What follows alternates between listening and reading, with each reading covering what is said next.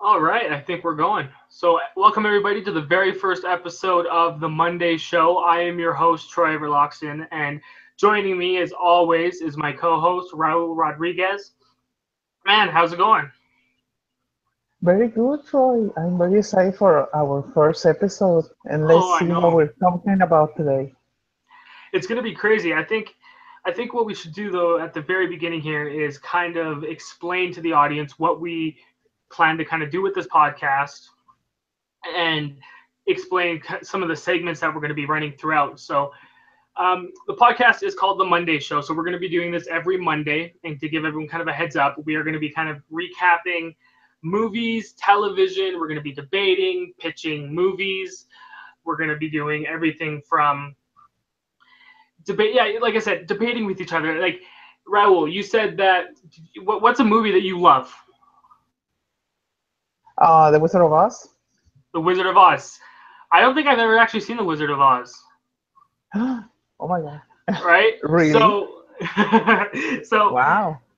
actually, no, I probably have when I was very little, but yeah, we're gonna just have also guests come on every little Mhm. bit. Um, but yeah, I don't know. Why don't we just get started? So the first segment that we want to kind of go into today is a segment called "There's No Place Like the Movie Theater," which will be weekly reviews of movies that have come out previous end of the week. So I want to start off today. I think we should talk about it. Oh yeah, we need to talk about We it. need to talk about it. So, what were some of your first thoughts of the movie, like when you saw it? The first time I saw it, I really had great expectations because of all of the hype of the movie, and I went to see it on the dome and the art light, and it was really packed. I saw it on a Thursday night, and I like the movie since the first minute. I like the nostalgic feel of it, even though I had never read the book, but I know so many things about the book. Like I like they show how they killed Georgie, and I was like, sometimes many movies they don't dare to show a kid's dead or something Oh my like goodness, that. that's what I found with the new movie. It was so brutal. Like Yeah, you actually like felt so bad for the kids because you saw the what they were going through, which was just it was disturbing, really.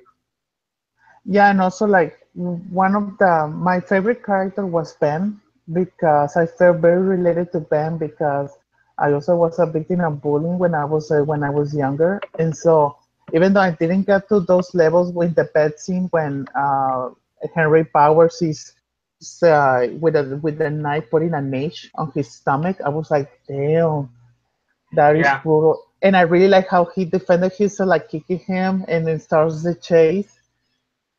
And I was like, oh, if I was there in the 80s, I would already punched Harry Powers in the face and defended Henry.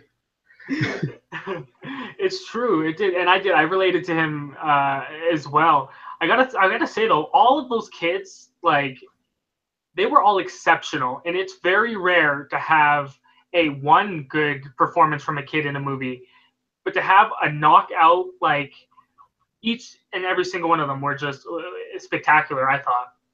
No, and for me, the impressive thing about it is a almost 2.5 hour movie, and the kids are the leads. There's no adult Yeah, that stands out.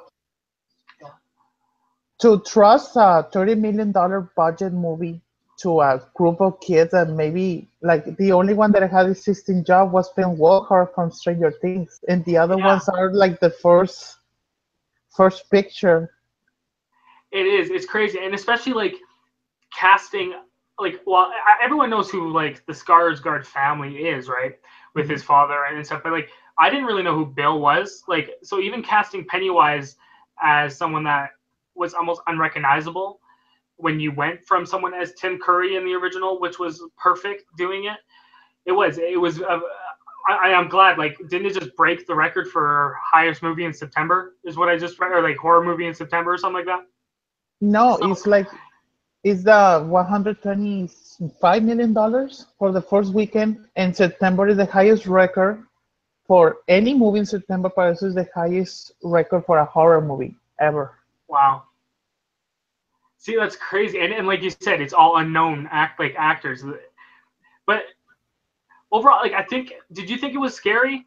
Did you have, Oh, you that was know? one of the problems for me because seeing a lot of scary movies, the only time that I got scared was the photo moment when they are seeing the projector and then Pennywise gets out. I was like, oh, I didn't predict this one.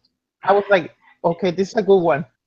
But the other moments were very predictable. Also because Yeah. the trailer gives us away, like the first trailer. Yes. Yeah. Yeah. I honestly felt the same thing. I went in. I mean, because the original, I watched the original before going to see the new one, and it really, it doesn't, for me. It doesn't really hold up to when I watched it as a kid. You know, No, like I saw it when I was 15 and I really hated it. I I I I just remember watching it a lot as a kid. So then I rewatch it. You know, it's fine.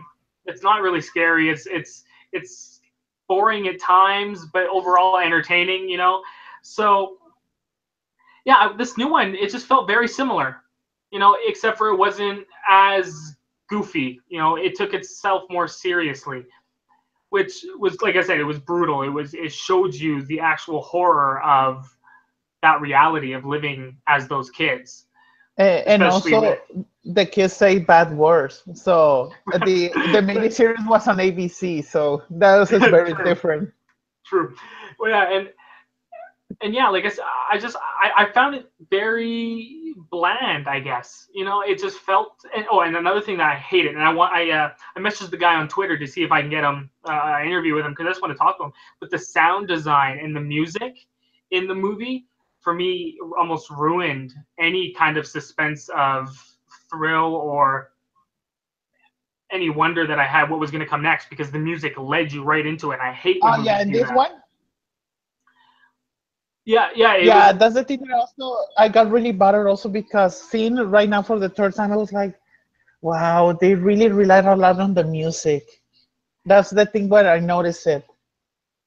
And I mean, it's Sometimes it doesn't fine. bother me a lot, but it was like it maybe they should like maybe like try like to calm the music and then like boom, like exactly like in the scare, not like to prepare you. Well, it's funny because in the original movie, it's very much the opposite of what it is in the new one. It's very melodic. It's very calming, the music, and it has Mhm. that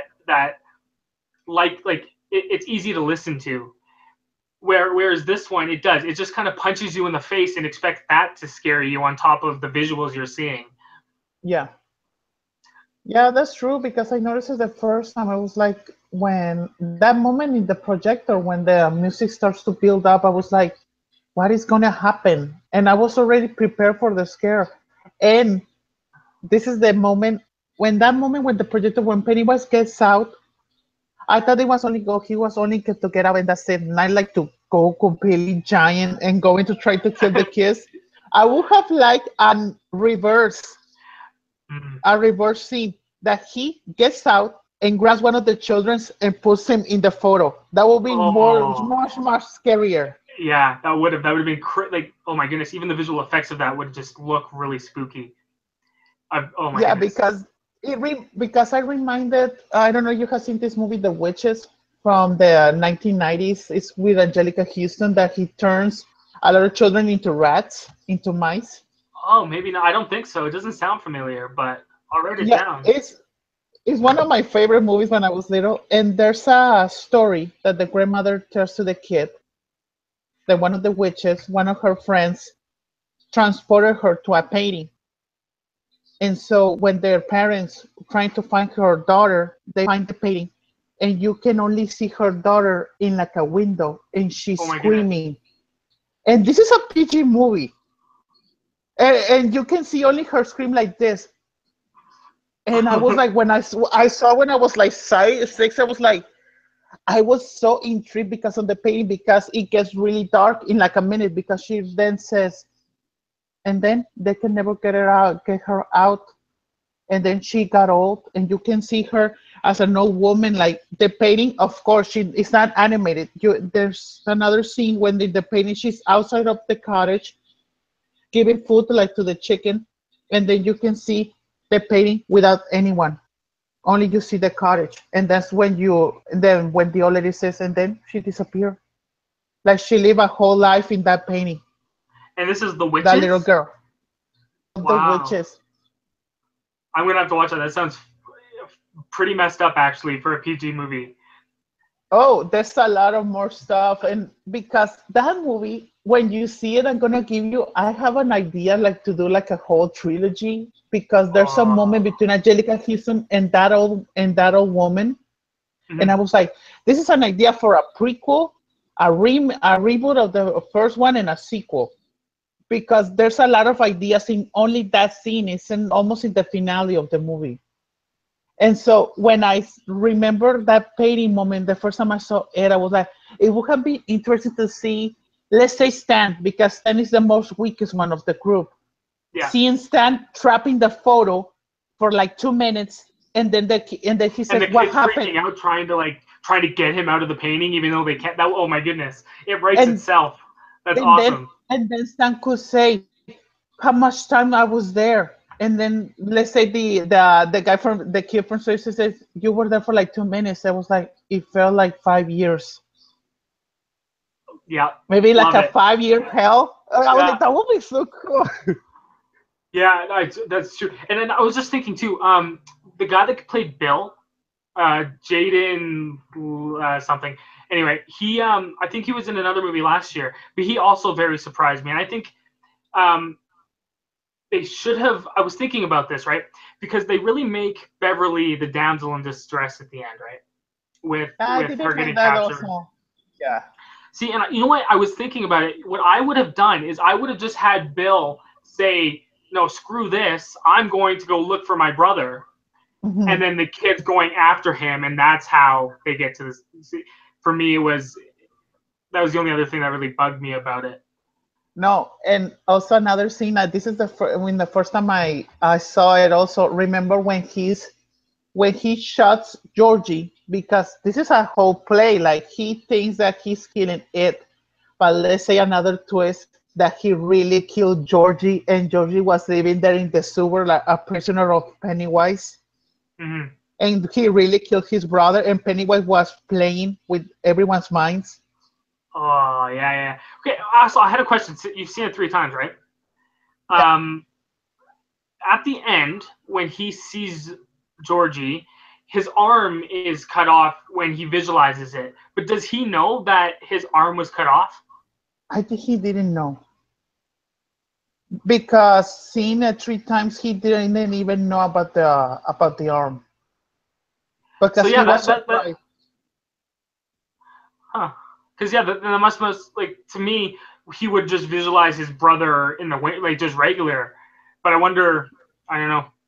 Yeah, like also another theory that I had, because the first time I saw it, I didn't notice it. Remember the library scene when Oh my Ben is goodness, yes, seeing through the yeah. photos, and there's like a creepy lady behind him, like seeing Oh my like this. goodness, it is I didn't so I, terrifying. I didn't notice it the first time. When I saw it the second time, I was like, oh, there's the old lady, and I was thinking, what if all of the creepy grown-ups were already commanded by Pennywise? He was already like the puppeteer for everyone. Yeah, Because when you notice, when Ben sees the balloon, that lady in the pink dress, she's already normal assorting books. So that was Pennywise. yeah. Okay, yeah. And, and so that's one of my theories also. And I mean that would also explain the arm thing too, because it's still Pennywise portraying that for the kids. It's right. Yeah, I like that. Yeah, That's a really because good theory. talking about the arm and the scene when Bill goes to the thing downstairs in his house, he sees Georgie and Pennywise is controlling him, but he has both arms. So Pennywise also Yeah, playing with his mind also, like he can portray Georgie whatever the way that he whatever way wants. he wants. Yeah, Yeah. yeah. That's really cool. Yeah, also I noticed this. I don't know if you noticed it. I noticed it because it was my third time when Ben is running through the rocks when he's escaping Henry Powers. That's not the actor, that's a double. Is it You can actually? see him. Yeah, because he looks thinner on his back. I was like, that's a novel. And then when they rescue him and goes through the bikes, you can see there's another double behind Bill. Oh my goodness, I have to look for that now. That's And then hilarious. when Stan is in the rock scene, when they're like throwing rocks to Henry Powers and his goons, when they second focused on Stan for like a second, he's on a green screen. You can notice it very quickly. And I was like, oh, I didn't notice this. I just noticed it.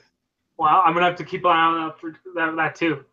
I didn't notice any really mistakes directing or like the visually. I didn't notice anything. What did you think of the CGI for Pennywise?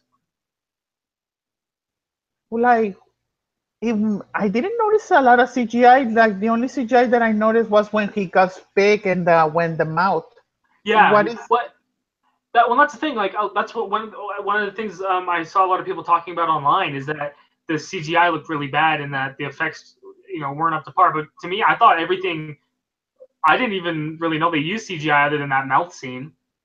no? Like, for me, I thought that that mouth was practical, but when they say CGI, maybe it's CGI. Yeah, and I heard Oh, I read. maybe like a little nitpick talking about CGI. When you see the kids floating, you can notice Oh yeah, that yeah, those yeah. kids are CGI. Oh It yeah, will and at the end when he has those like those arms that come out. yeah. So I mean, little things like that. But I thought that all looked great.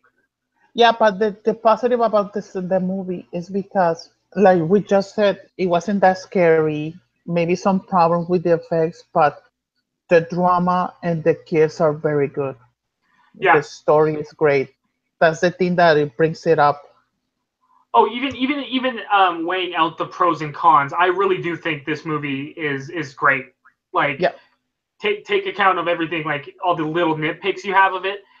They made like, and it's very rare. Me and you both know, being horror fans, it's very rare Mhm. to reboot a franchise of a classic horror, a classic horror from the '80s or the '90s in this case, and they pulled it off. I think at least. Yeah, they really put it off. Like I was tweeting like a GIF, like Warner Bros. And Stephen invading in money because you can see they're gonna do part two, and I Oh, want okay. I want a Derry prequel. I want a prequel about Derry. Okay, so can I tell you? Okay, so I was thinking about this. I have an idea that they could do. I think I was at work and I thought about this. I have an idea that they could do on maybe Netflix or like a spin-off television show that they can make, or a movie per se. Mhm. But you know how Pennywise comes and goes to Derry every 27 years? Yeah. What if it's a rotation of places? So he goes town to town picking on different kids, but it just happens that every 27 years he returns to, so To you could Derry. do, yeah, so you could do an entire series of the very first group that he terrorized and go scene after scene. You could do adults. You can make any story and fit it in with this franchise of just Pennywise playing with people's fear. And also, like you said, I would like also they don't explain his origins.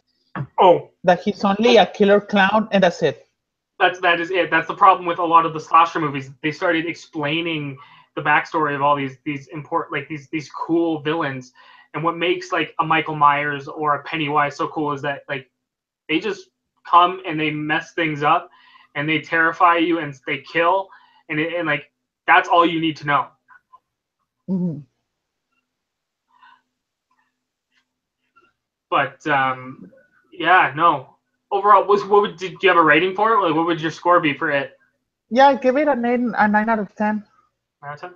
I'd probably give it an 8, a solid 8 out of 10. I give the original probably a 3 Oh, out the of 5. original, I really hated it. You I hate it? could give it a 0. Uh, Oh, for okay, so me, I'm not even though I like Tim Curry, but yeah. this he should have been a scary clown. For me, I was 15, my sister was 11 when we saw it, and we were laughing our asses off since Oh minute yeah, one. yeah, I that's was true. like, It is. what is the scary thing about this? I didn't get it. Well, and I mean, there's so many other movies that Tim Curry were in that I would say watch those instead of watching it, even though that Pennywise is a classic performance. Like He's more go watch. scarier. He's more scary in Home Alone 2 He's than more in Pennywise. to some people. He's probably more scarier in Rocky Horror Picture Show than in than in it. So no, okay. So let's talk about who do you think they should cast for the sequel? Because do you want them to be all celeb, like get a Chris Pratt or a big name No, talent in there, or no name? I think that they should get like character actors, not like Mhm. big stars. Maybe only get one or two, like for the real main players, because I know spoilers for part two because of the book. Yes, yeah. And so, like, they're already trying to get Jessica Chastain for Beverly. And I was The, just thinking of this today. Why did they get Molly Ringwald? Molly Ringwald had made a comeback in Riverdale, and they made the joke from Molly Ringwald that she looks like Molly Ringwald. Molly Ringwald is almost in her 50s, so she can pull it off.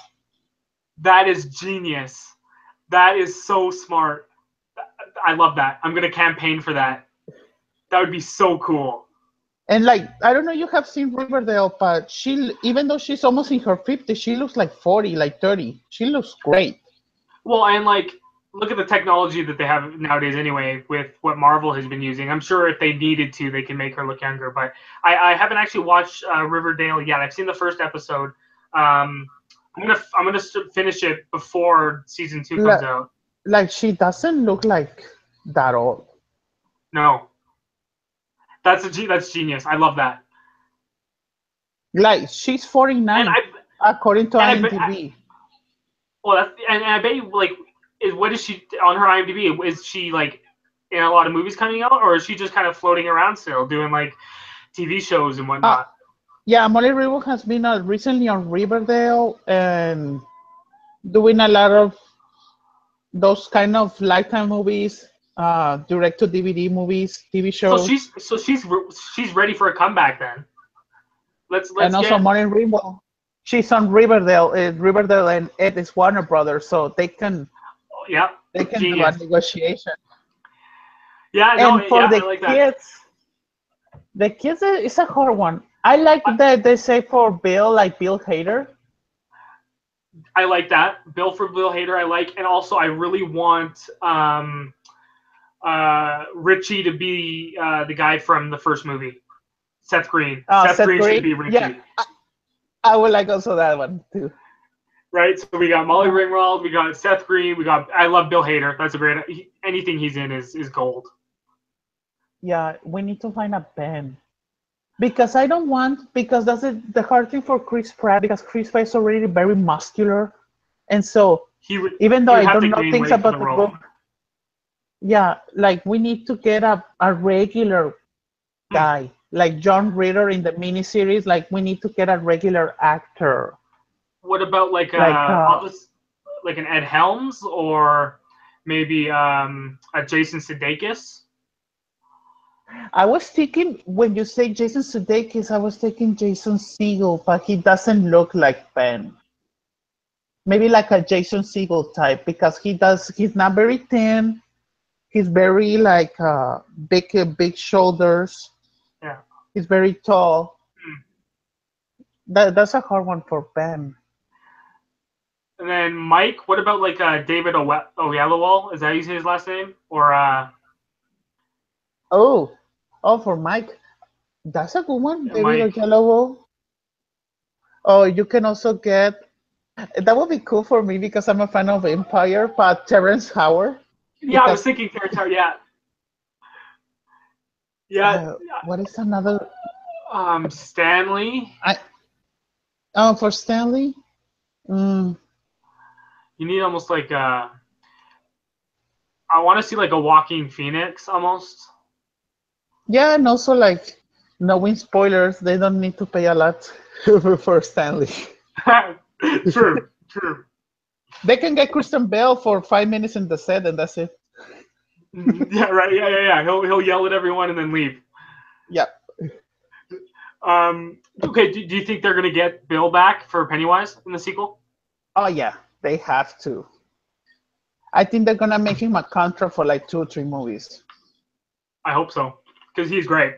He there was some little nuances he did in his performance that just added to it. I found too. There's the one scene where he's doing that little like dance thing, and it looks so perfect, and it's like funny to watch, but it's so creepy as well. Like it was done great. Oh, I just remember something. I just imagine a dumb scene for the sequel because it's gonna be Pennywise in the present killing kids. How is gonna do that? Because kids don't watch TV anymore. They only are in their cell phone. I just imagine that Pennywise hacking to an iPhone says, "Get catch this Pokemon in the sewers," and then the kid like this. Ah! And then and then that. Oh, and we can steal your painting idea, and then the kids go into the phones. Ooh, that's a good one. And then they're right. We're writing it. We'll call it 2024. Yeah. and then it connects to Ready Player One, franchise, universe building. And then we'll put Blade Runner 2024 in there as well. Get some Ryan Gosling. Yeah. But no, that's good. Like I said, I think it was good. Like I don't know. I think I like the ideas of who we got for the sequel. I'm curious. I don't know when they're going to announce it, who they're going to get, but I think the sequel is coming out 2019. I think. Yeah, they're setting up for 2019. So, I think they're gonna do it for 2020 because then I hope that Warner Brothers doesn't rush the movie. See, and this is what I was thinking. So, what they should have done, if I was Warner Brothers, like look at the franchise. Someone in Warner Brothers should have predicted that this was gonna blow up. Like, I know forecasting and movie like box office is very hard to predict because it can go anything can happen. But looking at even the first trailer, you watch that trailer and you're like, it broke records on YouTube, I think, for the most watched. Yeah, like 140 million reproductions, I think. I think so, yeah. But what they should have done, they should have filmed like Infinity War has, and like do 3 and 4. They should have filmed it together, and then said, okay, the sequel's coming out next month, or the sequel's coming out in 2 weeks.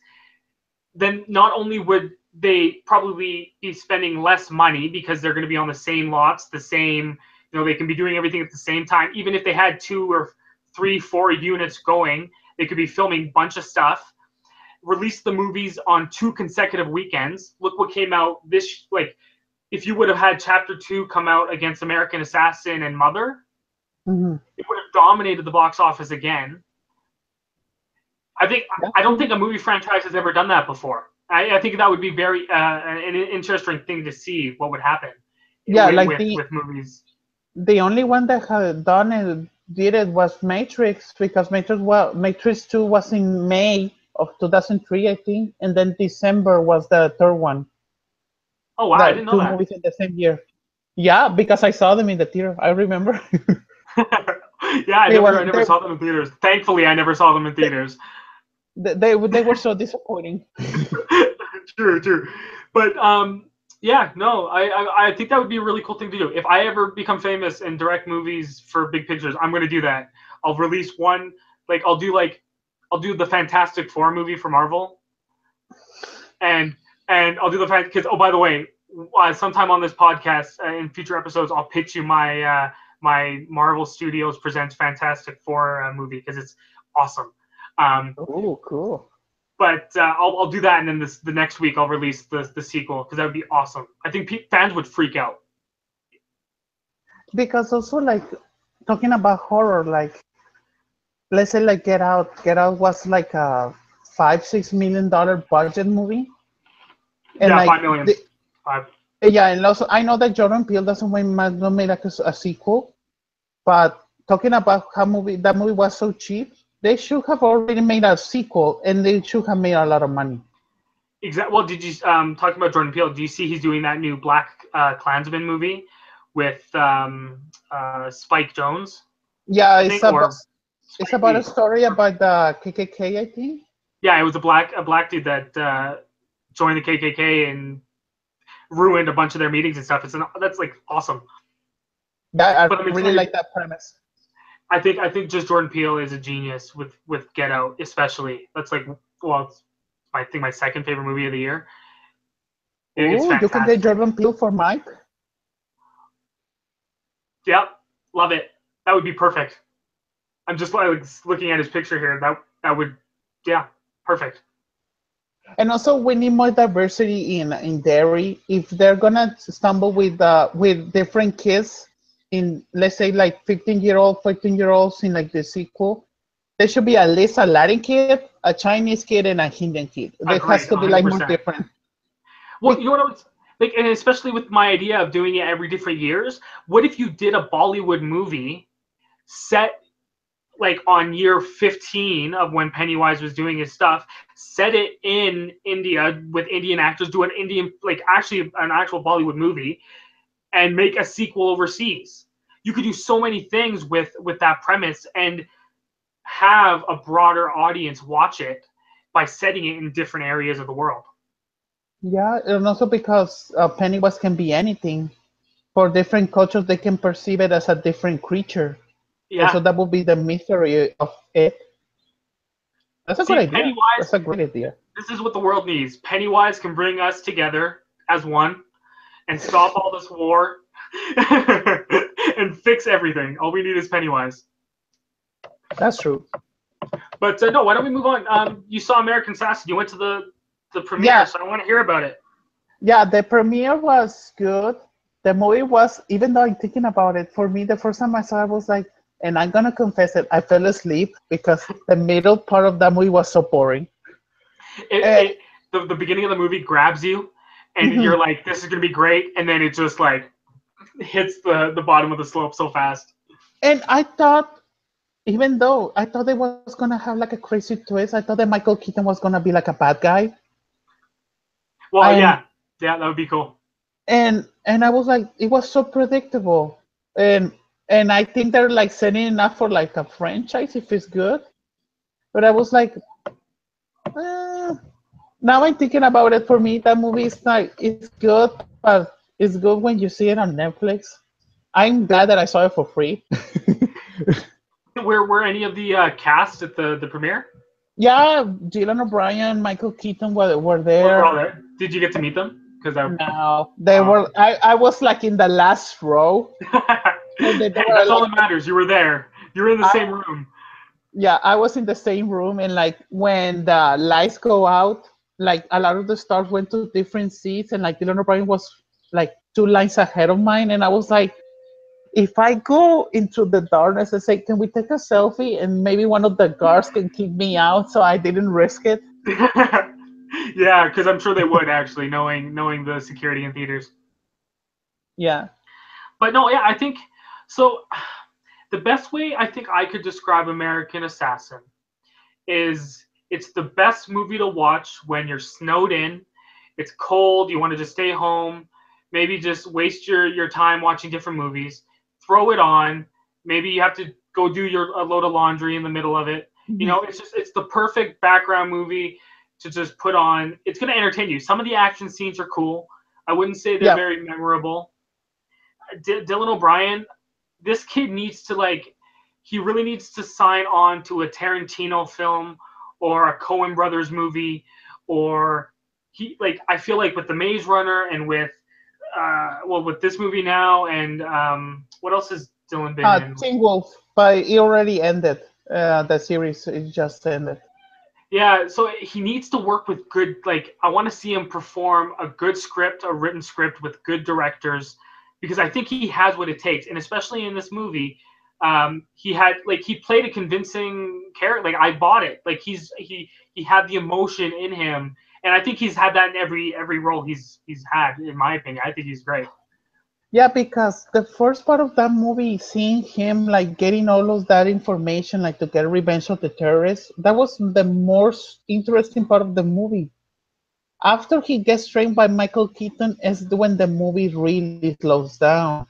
Well, it's when they get into the whole thing with Taylor Kitsch. Like that to me Yeah, was. But by the way, I think talking about Taylor Kitsch, I think he was fine in the movie. I don't think he's as bad as a lot of people think. no, Battleship was bad, and sure he's made some bad decisions I like John Carter. I don't know why many people John hate Carter him. is awesome. I don't care what anyone Yeah, says. That movie is so good. But yeah, he was also good. Well, he was in True Detective season 2, which also I think is awesome. I'm one of the only people that liked that season. I haven't seen that show yet. Oh my goodness. Okay, you have to watch. I'm watching. Well, we'll talk about it later. But I'm watching Gravity Falls, so you're gonna have to watch True Detective for me Okay. because it's Uh, mind blowing. It changed my life when I watched television. It's crazy. oh, But that was I was going to ask you. Like, if I ask you to watch Gravity Falls, you need to ask me to see a new show, and so I'm gonna see True Detective. perfect. And you have to be like, don't, just like you said for Gravity Falls, don't look up anything with it. Just watch it. Yeah. There's some big twists and reveals that happen throughout the season that you don't expect. So it's pretty cool. Cool. But yeah, Taylor Kitsch. So he was good in True Detective season 2. He was great in Lone Survivor. I'm just looking at my notes here. What else I wrote? And yeah, he's good in very supporting roles. Like I don't want to see him on the like the front of the poster. I want to see him, you know, as the friend or as the sidekick, because I think he's perfect in those kind of roles. Mm-hmm. But no, yeah, Kitsch was good. Michael Keaton. Name a bad Michael Keaton movie. That guy's awesome. Yeah, he's very Especially good. like even just talking about performance wise. Look at Vulture. Look at this movie. Like he's killing it this year. Even the McDonald's movie, he was great in. I haven't seen the McDonald's movie. I have heard great things about it. It's good. It's okay. I guess it's exactly what you think it's gonna be. It's like an Oscar movie about McDonald's. Cool. But yeah, no. What else did I write? So yeah, the directing was great. I had no problems with it. I found it looked kind of bland. I Mm-hmm. wish they would have colored it a little bit more. Also, like the last action sequence was very CGI. Like the Yeah, last explosion. yeah, I agree. Um, yeah, overall, it was nothing spectacular. I don't think I'd probably give it a 6 out of 10, a Yeah, I will sixty give it also percent. 6. Go and Redbox it, Netflix, whatever. Yeah, like I said, and I mean, I guess we didn't really explain what the plot is about, but it really is. This guy hates terrorists. He's gonna get revenge. That's all you really need to know Yeah, going that's in. it. And Dylan O'Brien's fantastic in it. Oh, we're gonna talk about the controversial movie of the week. Okay, so here's the thing. I don't really want to talk about it. I want people just to go see it. Oh yeah, like without any Oh spoilers. my goodness. Like, oh my goodness. Okay, I loved it. It's one of my favorites of the year Wow. because it is like I've never seen anything like it. It's so Weird. I'm trying to be very, Different. very careful with what I'm saying. Yeah, very different, very Artistic. very artistic. You won't just don't expect anything with this movie. Honestly, just go and experience it. That's the best Mhm. thing you can do with it. But Mother, I think the performances were fantastic. Mhm. Javier Bardem, Jennifer Lawrence, great. Um, I'm blanking on who else was in the movie. Oh, Ed Harris, And Michelle yeah, Pfeiffer, yeah, that they were good. General Hux from Star Wars. I always forget Oh, his name. Donald Gleason. Yeah, Donald Gleason, and that. Oh, and that one from Saturday Night Live and Bridesmaids. I Oh, forgot her Kristen name. Wiig. Yeah, Kristen Wiig. Yeah, yeah, yeah. I don't That know. It was good. Kristen Wiig What did you moment. think? Oh my goodness. Yeah, there. For, There's so much I want to say, but I can't yeah, with this for movie. me, that movie I'm very in the middle because Okay. I understand the movie completely Hmm. and I don't hate the movie and I don't love it because I understand the movie. I know what it's about. But part of me, even though I have seen a lot of movies and I have seen all of those movies that lied to me, but I was a little like, I thought it was gonna be like a really like horror movie. I didn't knew nothing about the meanings and that the movie was very pretentious or all of that thing. And so when I was seeing the movie, I was like, okay, oh, oh, especially in that final scene, I was like, oh, wait. That's the thing that I have about the movie because you cannot say a thing because it has a It's lot of it. layers. I'm going on record in saying Mother is the hardest movie to review Yeah, because it's a very hardest one. what you just can say like the performances are great, the directing is great, everything, how it's made, it's a very good looking movie. Yeah, it's like a, it's not even horror. It's more like a suspense movie. Yeah, it's you can't really categorize it in a specific genre. It is Yeah, very, yeah. I don't know. I can't say much because I'm gonna say too much and spoil something. yeah, and also like for me, I give it a like a 6 out of 10 Okay. because I maybe I'm gonna see it again in the future, but Oh, it's, I'm glad that I have the movie pass because if I pay $17 to see it, I would have been more mad yeah. because I will be like, oh, I want my money back. Because for me, even though I have seen those kinds of movies, but when I see those kinds of movies is when I see it on my computer or my TV, like to see them come and like going back and Well, seeing it's all of because those details. especially with Aronofsky, he's such a personal storyteller. He's talking to Yeah. you directly, and he's talking to your emotions, and he's trying to get a reaction out of you. So I Hmm. think Mother is a good movie to watch. Like if you have a TV in your room, lay in bed one night and put it on and just watch it. Yeah. So I Yeah. totally understand that. Yeah, because when I was in the theater, it was me and like 15 other people. Like I was the only one that I didn't react at the end. A lot of people they were like, "What the hell? What we just watched?" A lot of people say that at the same Oh time, yeah, and I always, I was like this, and like when the craze was started, I was like processing the movie, and I was like, that's why I'm very on the middle on it. Like I don't hate it at all. I understand the message and the thing that Aronofsky wanted to tell and everything, but maybe when I give it another watch in the future, but still, but I and liked it. also and like I can say, it's not a movie you can like watch every day. Yeah. If that makes You'll understand when you watch the movie. Um, it is. I'm not gonna rate it yet. I know I really liked it. I don't Mhm. know what I would rate it yet. I'm gonna go see it again. Probably this week because like I stayed away from everything. Every time a YouTube ad would come up with the teaser trailer for Mother, I'd like mute my computer and I would close my eyes. Every time I was in the theater, I never watched a single trailer. I just went and experienced it. Oh I think that's wow! probably why I I loved it as much as I did because I was like, what the hell is this?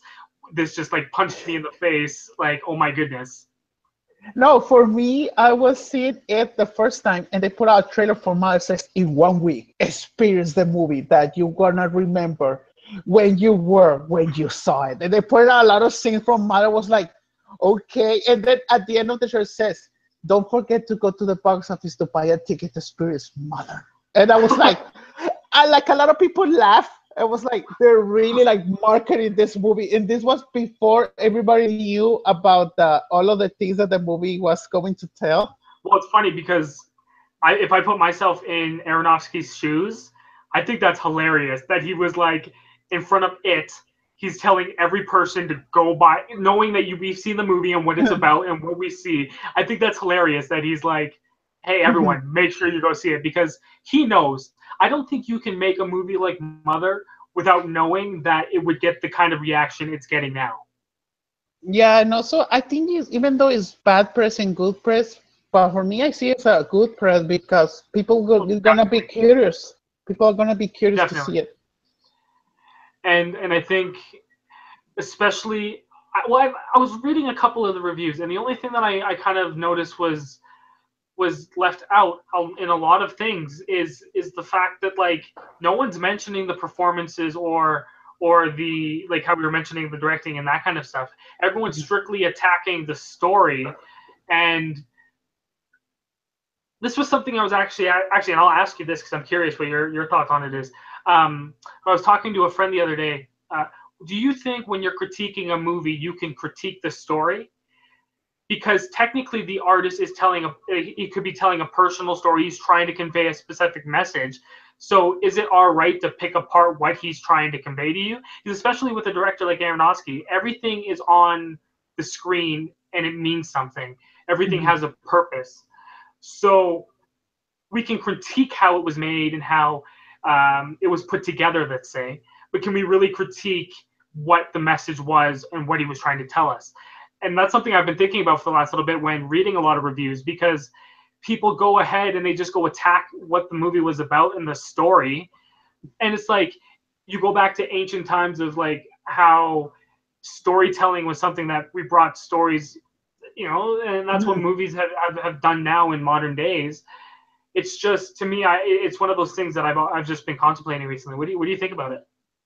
I think it depends on the perception on the moviegoer, because like for me, for example, I said that the story was good, the performances were good, but and I understand the message of the movie. Like for me, uh, I need to see it again. Like let's say, but I don't love the movie. For me, it was great.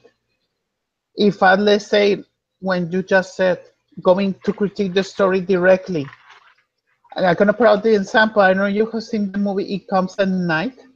Yes, love it. For me, the story was the worst thing about that movie, because the thing that I hated about the movie, we didn't get any answers. We didn't get any backstory of the characters of the situation.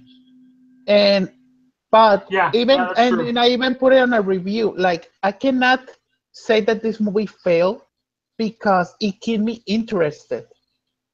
Because even though the story It, was weak, the characters were the ones that were so interesting. You wanted to unravel the mystery behind it. why? And it's because, yeah, I mean, it comes in at the performances are just unreal. Anything Joel Edgerton is in is, I haven't seen a bad thing he's been in. That guy he blends into his characters. Mhm. So but I totally understand what you're saying. With the story is just boring and it goes nowhere, and it kind of just gives you a snapshot into this world, and it doesn't explain anything. Yeah, and So I was like, when it ended, I was in a packed theater in Texas for an indie movie, and it's really weird in my little town for a lot of people to go to see an indie. And yeah, also because it was Tuesday, and Tuesday is $5, and so is me, that how my much it is sister, on and my Tuesdays for friend, you? It's yeah, Tuesday. Two in movies that is like $10 for us. yeah, like in that town is in my town it's very cheap. Now it's $6, so you have to Mm. include the taxes. So, but it still is very cheap, like Yeah, $6. And so a lot of people in Spanish and English were like, "This is a stupid movie." Like that was it. Where was the scares? And even a lot of people behind me was like, "This was a drama. Where is the horror?" And yeah, for me, I was thinking a lot of the same things, because I wanted to see a horror movie, because I only saw the first teaser, like you only see the door and that's it. yes, yeah.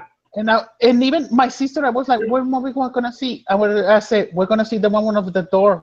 I was like, "Oh yes," because we wanted to know about the movie, and then like she hated it because she wanted answers, she wanted more things. My other And friend, he hated it even more, and I said, even though I hate a lot of parts of the movie, yeah, I cannot say that I hated it completely, because the characters are the ones that were interesting, but the story was so weak.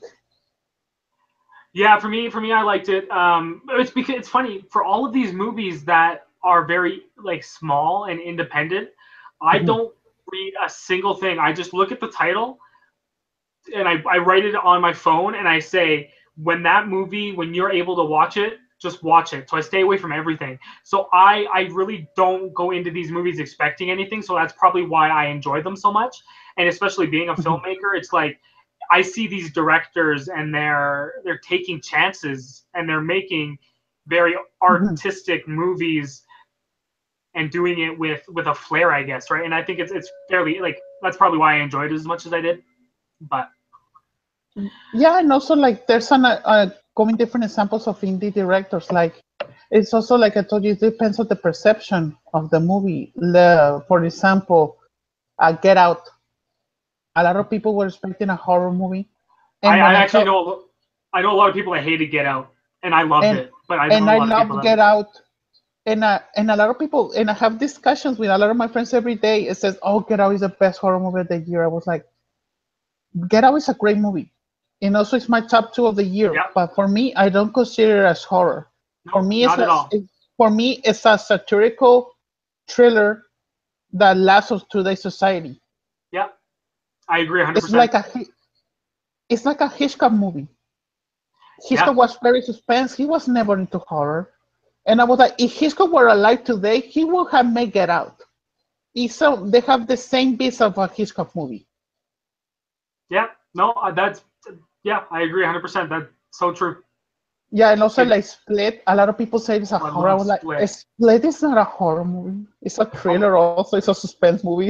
you know how crazy we're gonna have an episode discussing the entire Unbreakable and Split and Glass and Predict, and we're gonna have to do an episode of that because I'm so excited, and I know Oh, you probably are too. I have a crazy pitch for Glass. I have already said to two friends of mine. One friend says, "Oh my God, I hate you because you're right. Maybe that is gonna happen." And other friends they told me, "If I'm gonna see the movie in 2 years and I get disappointed, it's because of your It's fault. good. Because I have expectation because of you." Yeah, I'm so. And did they just finish wrapping? I think I read. I think they just finished shooting, Glass, no, I think they're already or starting. they They're gonna start. shoot like they're gonna start like I think next month Oh, because maybe that's what I read then. and I just finished writing the script. Oh, okay. So maybe they just it was an announcement that they were starting to film. That's what I read. I'm gonna try to avoid all of those set photos. That's another one. I know you'll probably watch it, but I won't watch the trailer for it when it comes out. Oh, I'm gonna I be very can't. tempted. I'm just gonna have to go see it because Split for me was such a that movie just when it comes to one thing, it's the performance. And James McAvoy needs to win the Oscar. I want him like I haven't seen a better performance this year. I think. Yeah, I also haven't seen a great performance like James McAvoy. And also, I always get angry because this happened last year. John Goodman for me, was the best performance of the year in Oh, 10 for Cloverfield Lane. Cloverfield Lane, agreed. Yeah, 100%. And I Yeah. was like, and I was so mad that he didn't even get a Golden Globe nomination. Oh, and it's like when in 2014 when Jake Gyllenhaal was in Nightcrawler, Oh my God, Nightcrawler was so good. one of my favorites. I remember Oh, seeing that. Like I actually, that's one of the rare movies where I remember waiting in line, and I remember the entire experience of me watching it, just because I didn't. That was another movie I didn't watch any trailers for. I just went and saw it. oh, I also saw that one without seeing any trailers. I only saw the poster. I was with my sister. Was like, let's gonna see this movie. And we got out. I was like, this was a beautiful movie. Me and Bob were admiring it, and we were talking about the movie for like 3 hours. I remember I said this movie needs to be like a college class. You can decipher this character, like what kind of sickness that he has, his motivations, his I've moves, his ambition. I've always thought. Well, for me, Jake Gyllenhaal has always been one of my favorite actors. For me, Nightcrawler was the film that put him on like the list of the best of all time. Yeah, He has done so many different. Look, he started Donnie Darko, and look at even the movie that comes out next week, Stronger. Like the mhm. guy has done so many different things, and he's done everything, and everything he's done is perfect. I just think of this Nightcrawler, Jake Gyllenhaal, Nightcrawler versus Kevin Wendell Crumb from a Split. Love it. We need okay. So in Glass, we'll have Bloom show up because there was a murder on a street, Mhm. and Bloom is doing his thing. He's investigating, and then Glass shows up to interrogate him because he has footage that he's going to take to someone. See, you could do it. Let's combine it. Nightcrawler and Glass. And And also, it's not on my pitch, but I have think of this. Because NBC and Universal are the same, like Heroes and the Split. Yeah. And also the original creator of Heroes, when when he did the show, he was inspired by Unbreakable. I would like to see a scene. Let's say Bruce Willis, he's seen all of the Unbreakables that have been in the world, and says in one note it says a lot of people had powers because of an eclipse, and then you see Sylar in a computer says, "I want the power of this kid," and you see James McAvoy's photo, and you hear the clock.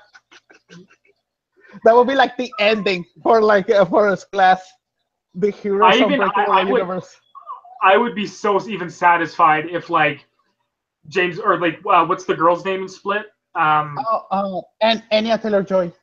Yeah, if she was like walking through a market and she looks over and she sees Hero, just like with the sword and just like maybe like looking at some apples or something, I would be satisfied to even see that because that would be awesome.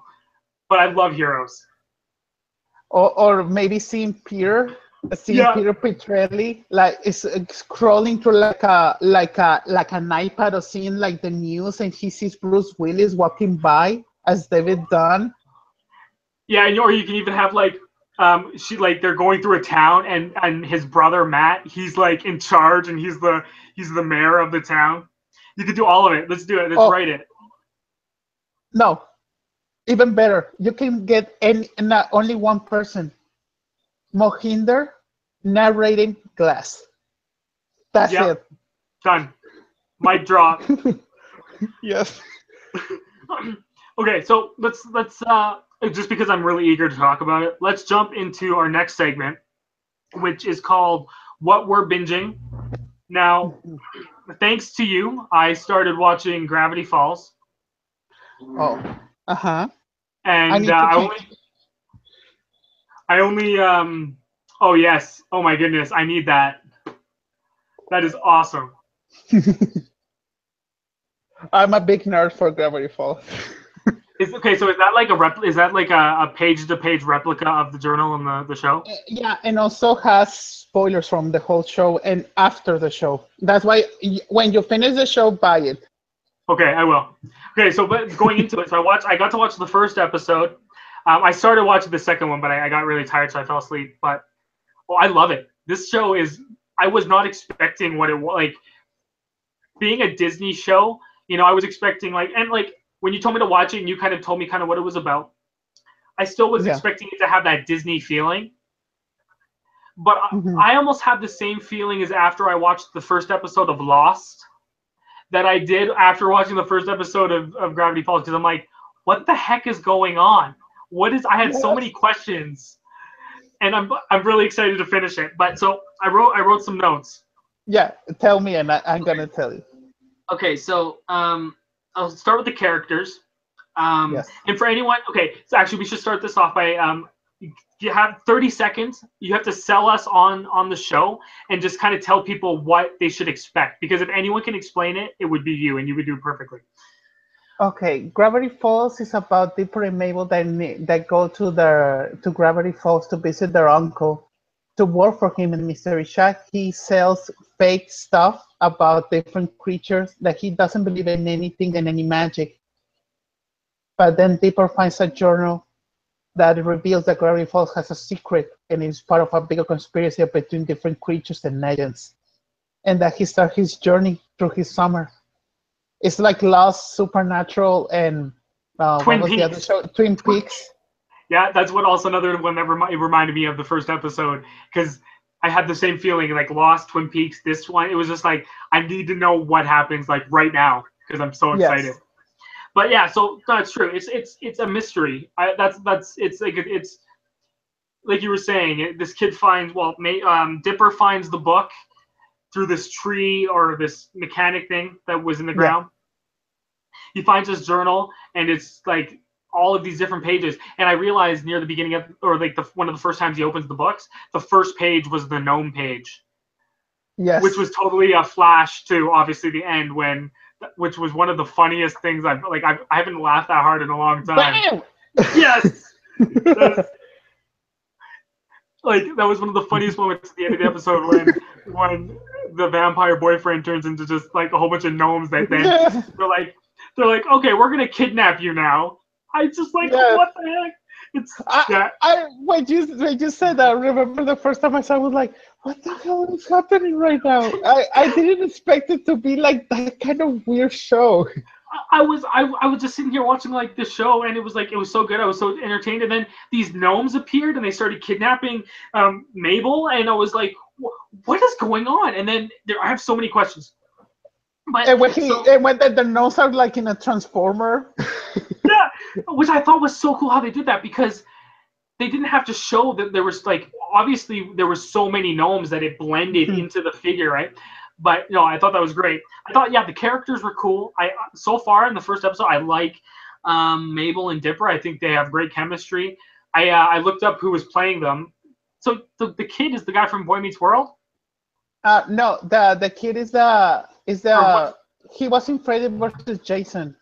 He was one of the crazy kids in Boy I'm Meets just gonna look it World. up here quick. Mabel is the same voice as Louise and Bob's Burgers, Oh, okay. Yeah, that's right. I didn't and realize that. she's also in Last Man on Earth. Oh, yeah, you're right. This is the guy from Freddy versus Jason. Yeah. I haven't seen that in such a long time. But no, so the characters were really cool. I love Stan. Oh yes, Stan. Stan. He's okay. Where do I start with Stan? He's such a mysterious character, right? Like I think now. Okay, so I'm just gonna go right into some prediction stuff I have because it can tie right in. I think Stan definitely knows what's up. Like I think he definitely understands something, because at the end of the episode he goes into that secret Yes, door frame the thing. secret door. Yeah. So I think there's something definitely, like, I don't know if he knows exactly what is going on in Gravity Falls, but there is something that like he is keeping secret that he's doing. Now, I also was looking and trying to think, what was this journal? Like, where did it come from? I was looking through the episode. I don't think Stan knows about the journal, because there's the scene in the first episode where he doesn't recognize it and he hides it right away. So I don't think Stan knows about the journal, which means there might have been some kind of private investigator that was in Gravity Falls that was doing his own research, and maybe then Stan knows of that person. But that's one of the things I was thinking about. But other than that, like, I don't really know what else to predict, because I don't know where it's going to go, and that's what's the most exciting thing. Usually, I can watch a show and understand or see where it could be going, but with this, everything's left in the air. Yeah, because when I saw the first episode, that was my same question: what is behind the door, and who wrote the journal? That was my first question. Where I was like, who wrote it? Like, who left it there? And also, like you said, maybe a private investigator was investigating the town, and maybe he died, and maybe Dipper. Well, and then he would have hid the. Well, yeah, before he died, hid the journal. Yeah. But yeah, no, I'm excited. I'm excited to watch. So, I should also plug that next episode, I will review the entire first season. I'm gonna watch it all this week because I'm really excited. So I'm gonna review the first season, and I'm really excited because. You're gonna like episode 4 because there's a big reveal that it connects to the journal. Oh, okay. Do you get a lot of answers after season 1? No. No? Okay. All right, that's good to know. Season 1 is very episodic. Like, it's Monster of the Week. You don't get a lot of story.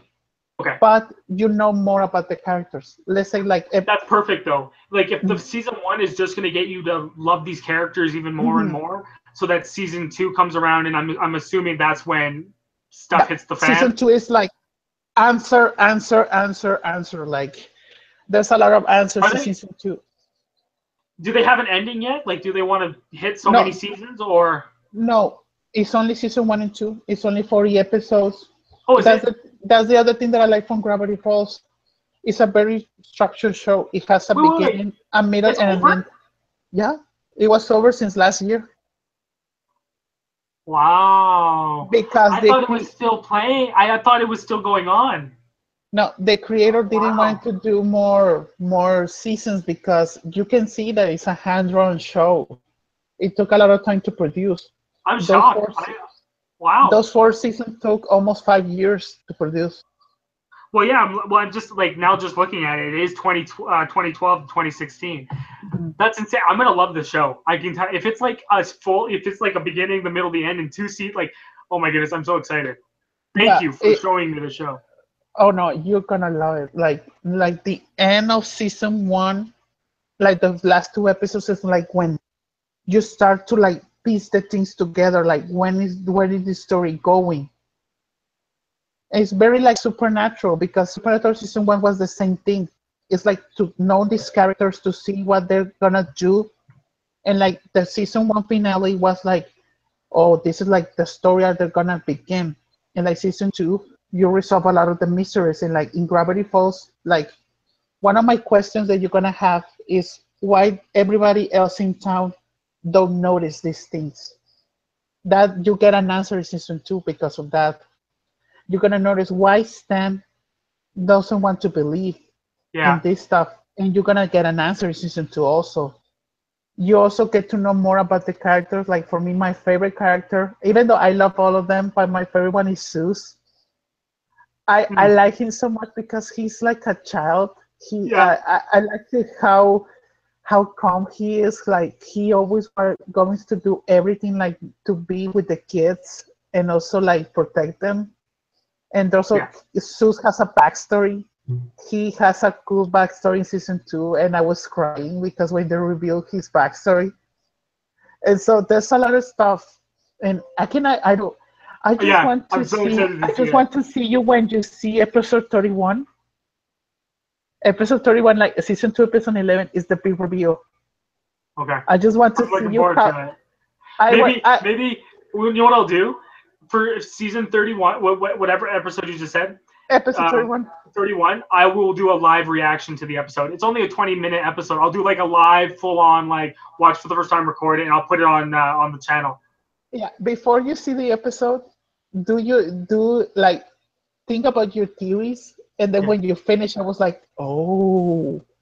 And I cannot tell you because I had some crazy theories when Okay. that episode We'll happened. have to we'll have to have the episode before I end up watching the the episode 31. We'll have to have a big speculation about it. Yeah, and also that's why I'm telling you to not buy the journal because the I spoiler won't. is like in half of this book. Okay. I will stay away from any merchant. Well, maybe I'll buy the hat because the hat is cool, but I'll stay away from all merchandise until I'm finished the show. Yeah, like for me, like also my phone case is a spoiler from that episode, Oh my god. Okay, so and I don't tell cannot me. show. Yeah, because that's the thing that I love from Gravity Falls, and without even telling you spoilers, you love this character so much. It's not only because of the mystery. It's I very rare for me to be invested in a television show in the first episode. So mhm, for a show like Gravity Falls, to like it did. I wasn't expecting it to be. It has heart. It's funny. It's the animation is beautiful. Like the characters are interesting, and it's like they don't have. I find in a lot of cartoons when like they have their main cast, they like the actors playing those characters stand out too much. But for me in mhm, Gravity Falls, these voices, these characters, like everything blends together so perfectly. yeah. I'm super excited to finish season one. Oh, and also for you, this is not even a spoiler. Like Grotcon Stan and Zeus is the voice of the creator of the show, Alex Hirsch. Oh He wow! was the So one he that does both. voices. Yeah, he voices Stan and Zeus, and also a lot of minor characters. He voices the mayor. He also voices a villain that I cannot tell you. That's from season two, and he Is voices. just Uh, later on the seasons? Is there other like do actual other celebrities and stuff come on and like guest as yeah, characters? yeah, like in the series finale, Louis C.K. is one of the villains. Oh my god, that is awesome! Yeah, is even that guy from Twin Peaks, the lead. Oh yeah, yeah, yeah. He's on he's on the series finale also as a guest star. Okay, I'm gonna watch it all tomorrow now. That's my Gravity Falls all day.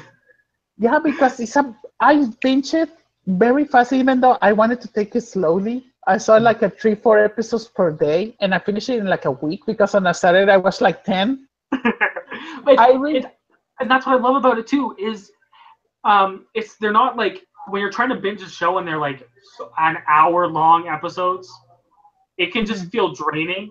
What I love about the pacing and at 22 minutes an episode, you can't go like you can watch that and time flies by. It's great.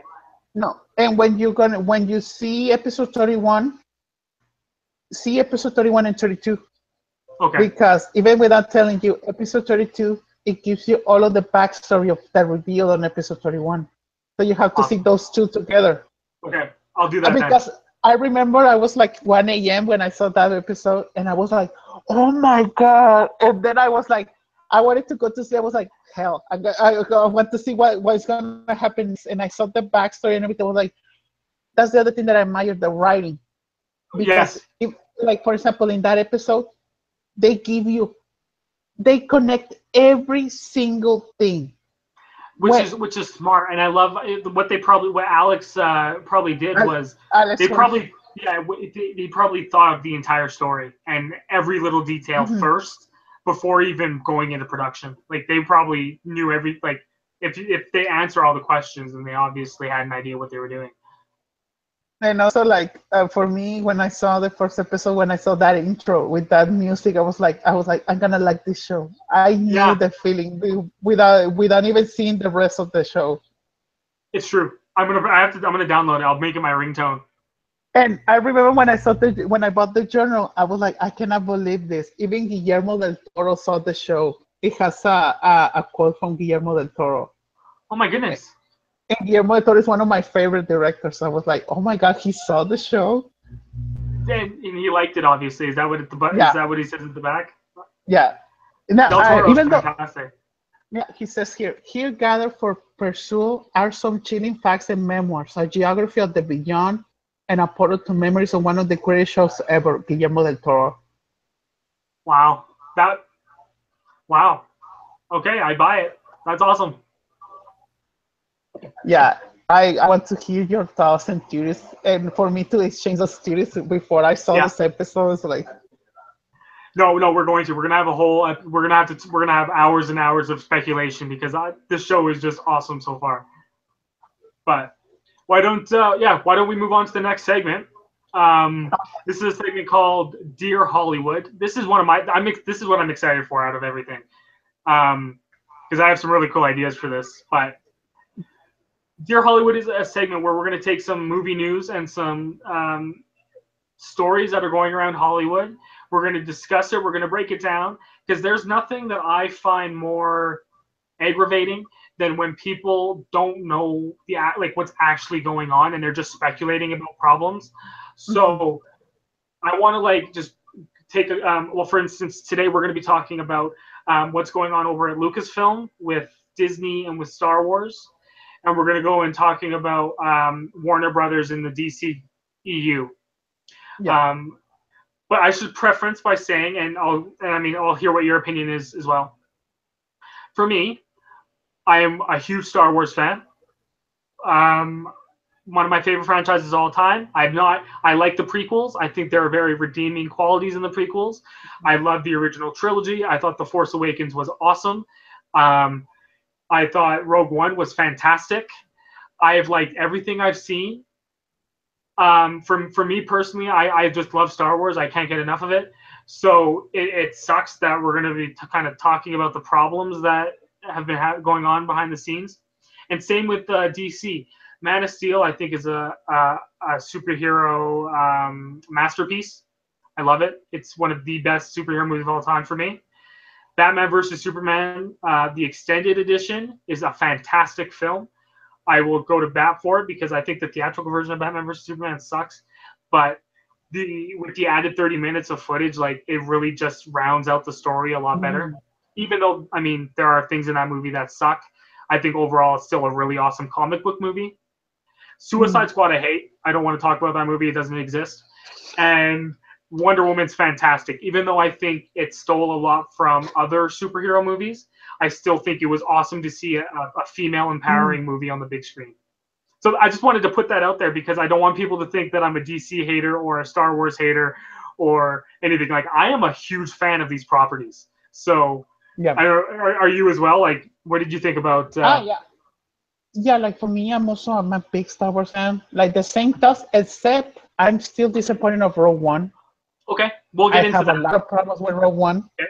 And with the DCEU, like Man of Steel, I wasn't even like for me, I remember the controversy of the when he killed Sat, and I was like, I didn't see any controversy. Like he needed to kill him. There was no controversy. That's the one thing that pisses me off so much about people. Like when people were complaining about the movie, like Superman killed because he didn't want the civilians to die. Yeah, it wasn't hard. Like that frustrated me a lot when people were saying that.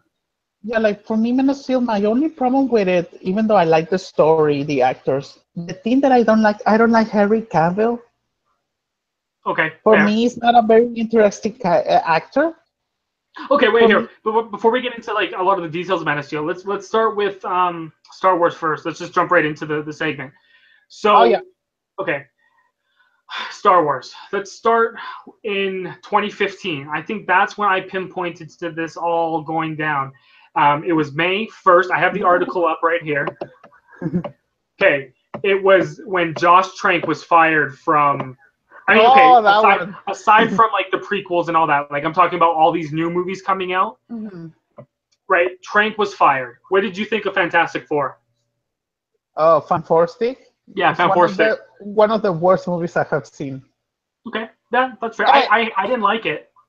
I didn't like it, and I still remember I was with my girlfriend at the time. We were in Mexico. We pay only 30 pesos. It's like $2 for us both to see it with a coupon. And she at the first 40 minutes, she said, "I want to get out. I'm so bored." And I told her, "What if this movie gets better? What if it has a good ending?" And then we saw that through the whole thing, and I was like this. Me and her were like this. And she was already going to get out. Also, I was like, no. Let's see how this train is going to crash. Like, and we saw the whole thing. And I was like, what? Wow. Like, it's another thing that, and I agree. I didn't like the movie. I thought there were some redeeming things in it, for sure. I think there were some good things in that movie. It has some interesting stuff. There's some interesting things that I think could have been good if given more time and more preparation, I think. But yeah, I didn't like the movie. But anyway, Josh Trank, he signs on to do Star Wars, which I think after, if you would have, I mean, and they did, you see Chronicle and they say this guy's doing Star Wars. That's fantastic. And also shout out to Max Landis because I love that guy. Yeah.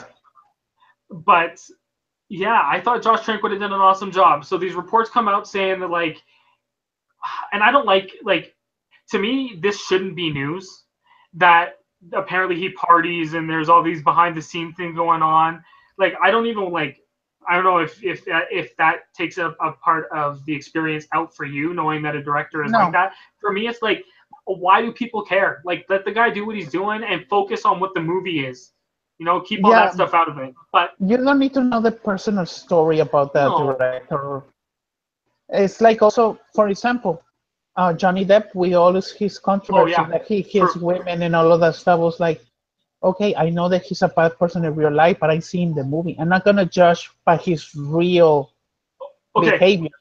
I'm gonna go off sidetrack very quickly here. The Jeepers Creepers 3 is coming out. Being a horror fan, are you gonna see it? I had never seen even 1 or 2. Oh my goodness. Okay. Well, do you know the controversy behind it though? Yeah, I saw Shane Dawson video that he does controversies, Hollywood controversies, and I saw the Jeepers Creepers 1. I was like, oh, I didn't know about this. Okay, so Jeepers Creepers 1, brilliant. One of the best horror movies of all time, I think. I love it. Jeepers Creepers 2 was also fantastic. I'm excited to see the third one. And for people that don't know, kind of what we're alluding to is the director went to jail because he touched some kids. Mhm. which obviously we don't condone because that's effing terrible. But it really comes down to a lot of people debating, like, do you separate the art from the artist? And I think that, circling back to Josh Trank, I think a lot of people just took all of these controversial news articles and they ran with it, and I just don't think that's fair. And I think that did hurt. Like, I honestly think that hurt his chances of doing Star Wars.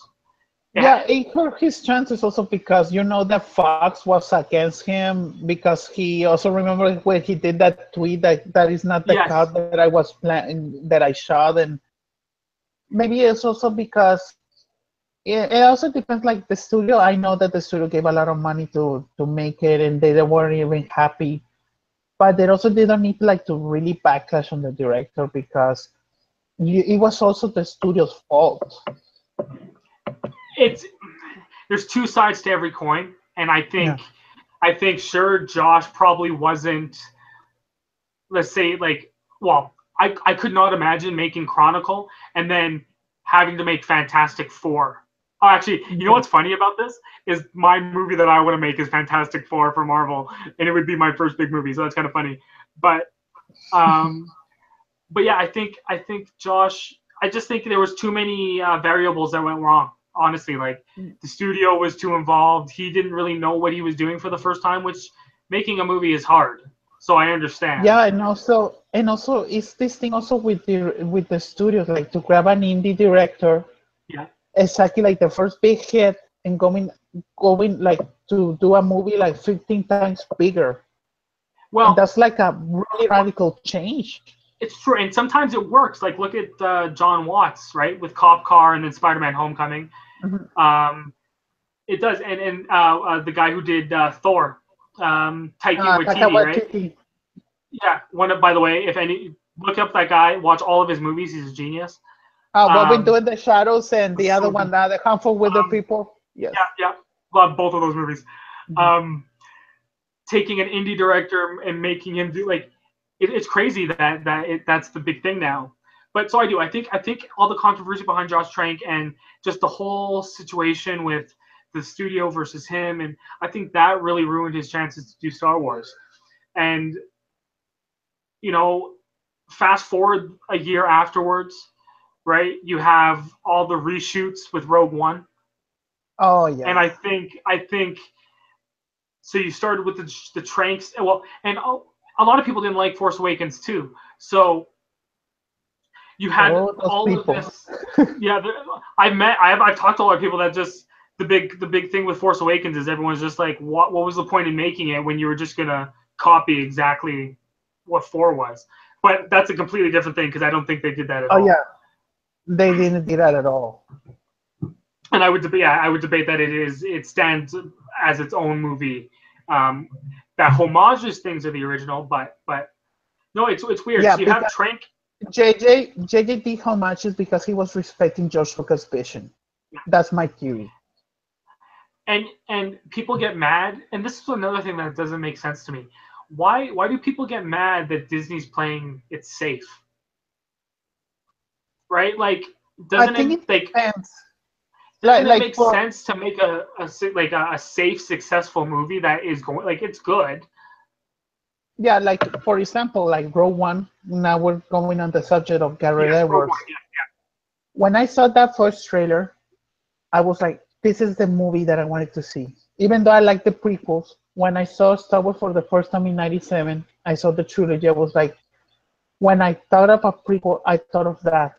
Seeing the galaxy reacted to the war, to see Yeah, the deaths, like to see the planets getting blown up, because Darth Vader is like a Hitler, and so I wanted yeah, to see the war. I wanted to see the everything, and so I was like, for me, when I going 20 years ago, when I was 7 years old, 8 years old, I was like, I thought the episode one was gonna be episode three. We're gonna see Anakin reveal to everyone that he wanted to be on the dark side, the fight, Luke and Leia getting born.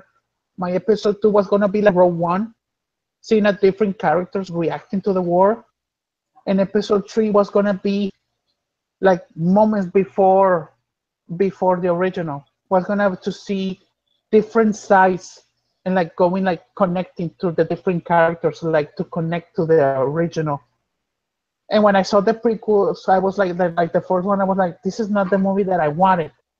But I didn't hate it at all because I got a lightsabers duel, great music, even though it's Hey, not the story that I wanted. But I was a 10-year-old and I was like, my mother told me, did you like it? I was like, yes and no. But I still was hey, like, it's okay. I'll go to and say one thing with episode 1. Obi-Wan Kenobi and Qui-Gon Jinn are awesome, and they Yes. make that movie so awesome. And yeah, Jar Jar Binks can be annoying, but you know what? Like, who cares? It's just a stupid side character. You know. I And also and love also, I love the theory that Jar Jar Binks is Snoke. Or I thought that was the funniest thing, and as a side note. oh, the way that he moves the hands and the tongue, I was like, oh my god. But no, yeah, with Rogue One, I see. It's funny for me. I remember seeing Episode 7 in theaters because I cried my eyes out when the Lucasfilm logo appeared. Like, I I'm was pretty crying sure a I lot. created a puddle. Like, Me too. When it says a long time ago in a galaxy far, far away, wait, but it's that myself, noise. It's that like. yes. It's like that. That just tickles your spine, and it's just like, oh my goodness. But even though I was crying, I was like, one nitpick, and it was the so first time I saw it, I was like, I miss the 20th Century Fox logo because it starts. Yeah, Dun, dun, and dun, dun, dun, dun.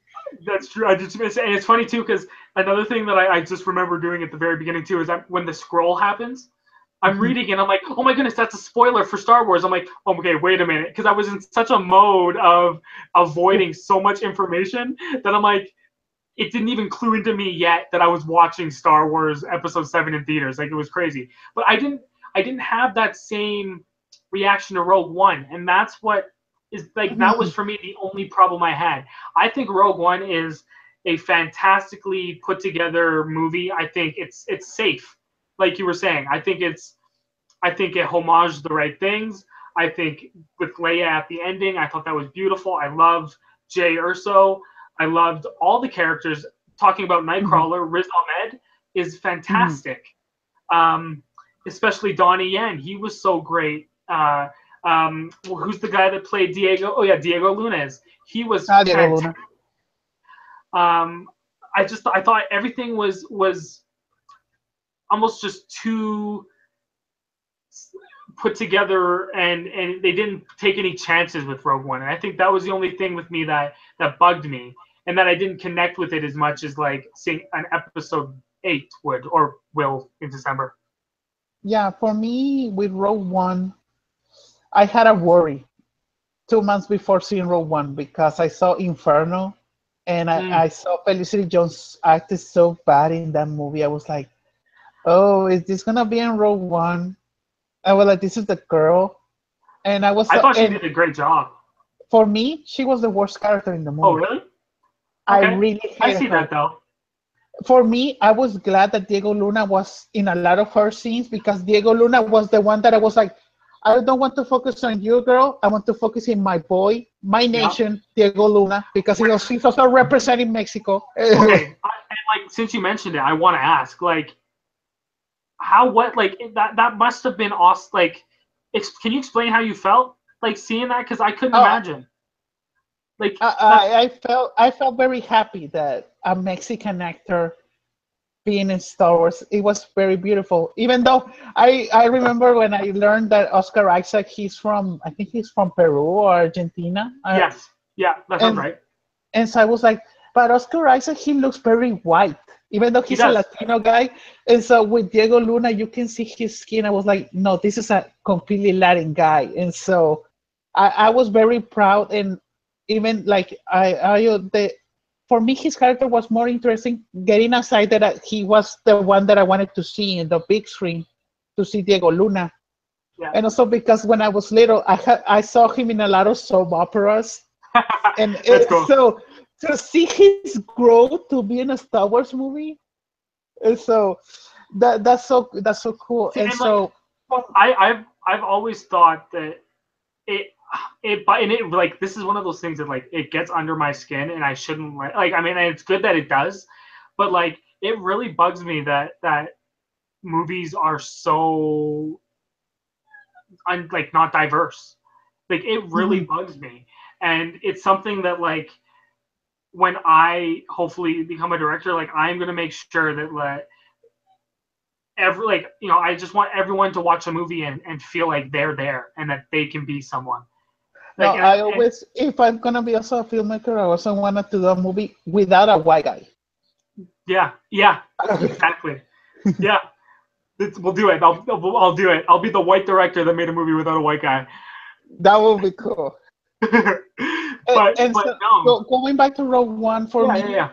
the first part of that movie was so weak for me because the only interesting character for me was Diego Luna, and I wanted to know more about him when he kills that his friend, Yeah, and I was like, is he a spy? Is he working for two sides? And they don't. Then you don't know where.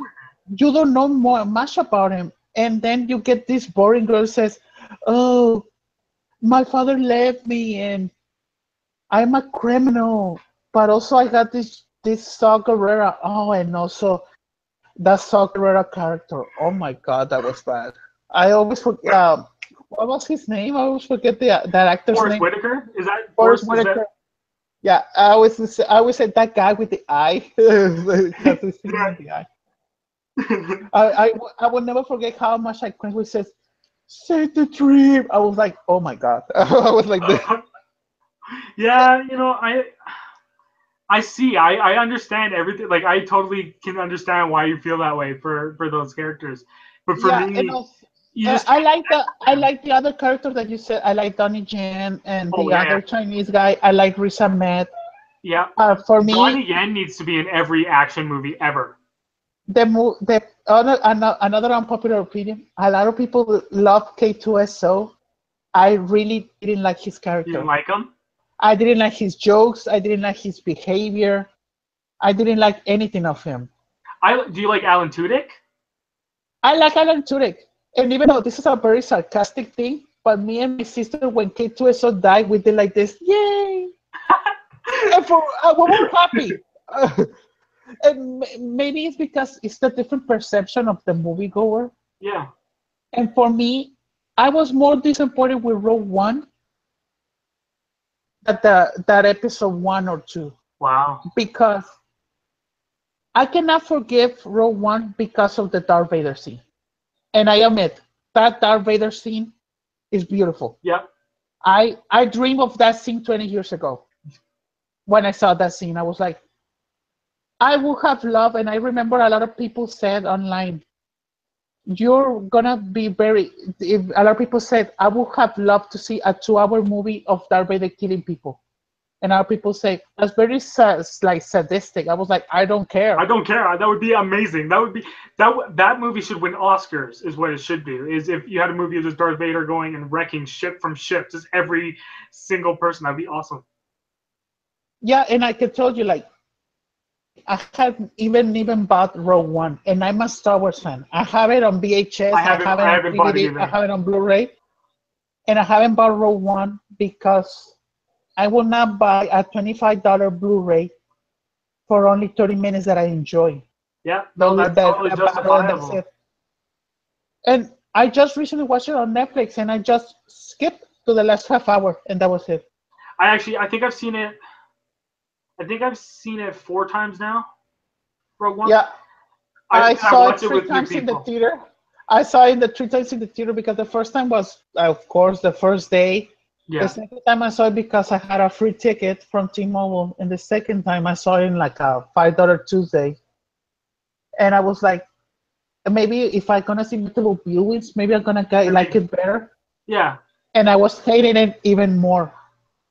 Yeah. I think I've seen it 4 times, and for me, it's uh, yeah. For me, I think I gave it like a 4.5 out of 5, which is to you is probably crazy, knowing what you thought of it.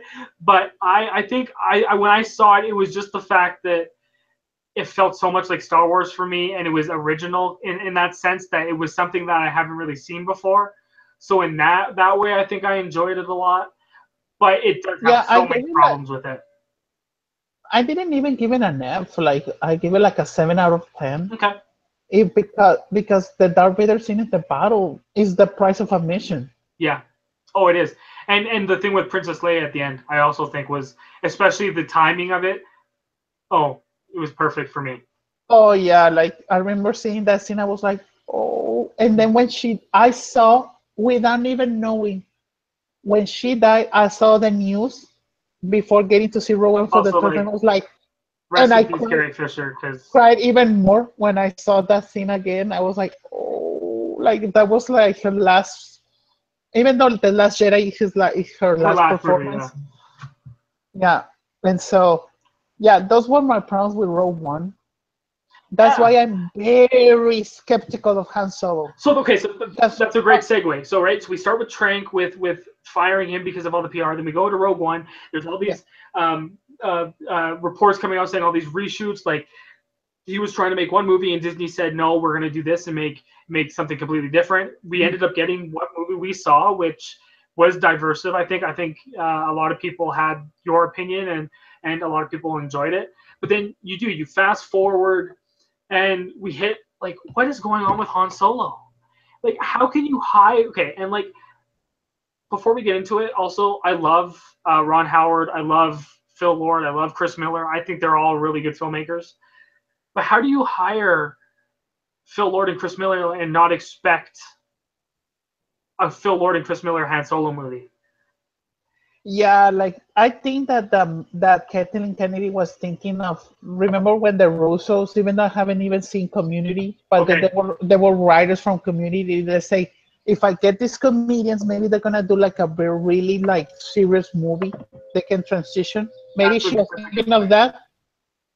Maybe she was thinking, Yeah, but she didn't even think that Lauren Miller have a style they do. Yes, because I and don't see like Ron really. Howard will be able to Mhm. do a good Star Wars movie because I wouldn't say he has a particular like a Wes Anderson. You know, you don't watch his Mhm. movies and say this is.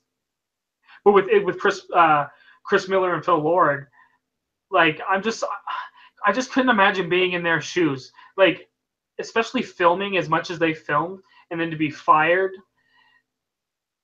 And remember, Yeah, there's a picture. I tweeted it. It's on my Twitter. It's a picture of um, Colin Trevorrow, Phil Lord, Chris Miller, and the guy Gareth Evans all together, and it says Star Wars directors. oh, It's so sad because it does. I couldn't imagine working on a project for so long, filming most of it, and then them saying, "Sorry." Like, yeah. Even though I have never, I will feel bad because I think that they're not gonna use a lot of footage that they film, and I so agree. that really hurts because I all really of that job, all of that work, well. Also, and like, especially that movie's it, not gonna debut on May. I They're gonna put it on December. yeah. They cannot finish it for May.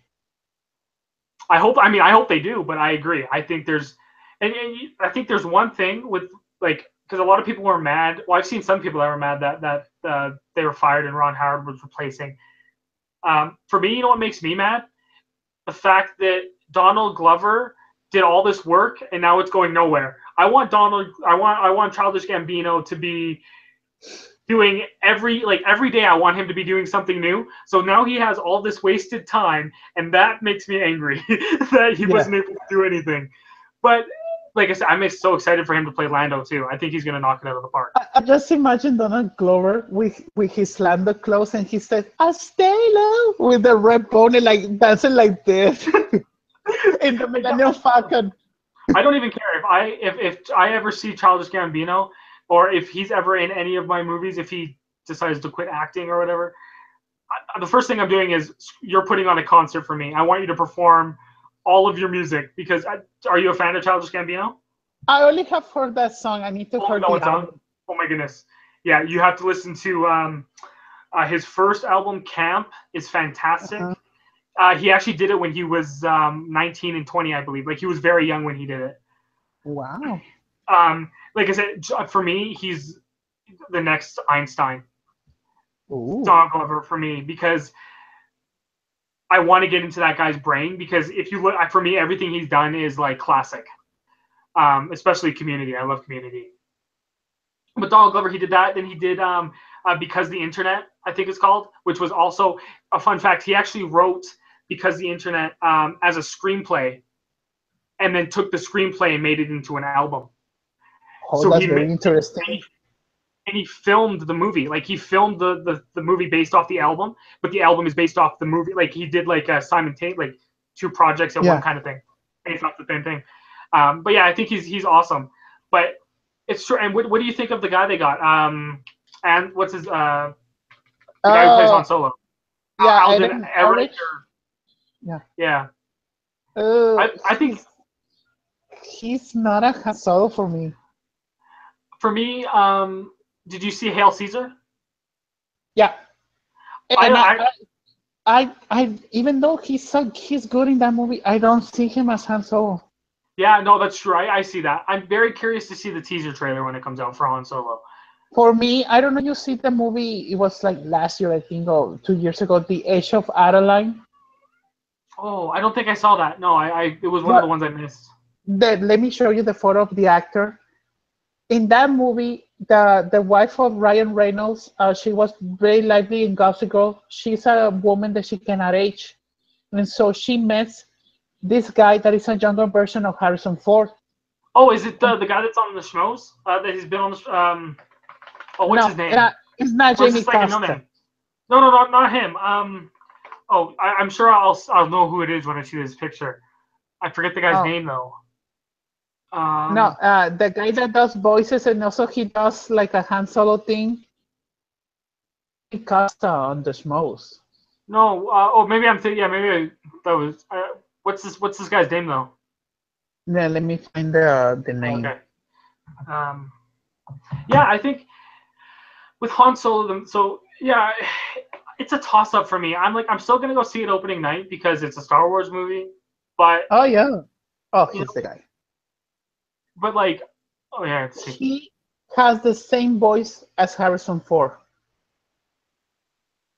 I don't know. You can see the face. No, he just kind of. Yeah, I can. Oh. Because you need to see his performance in that movie. Okay. His name is Anthony Ingruber. Yeah. Okay, yeah. So yeah, that is the guy who I was thinking about.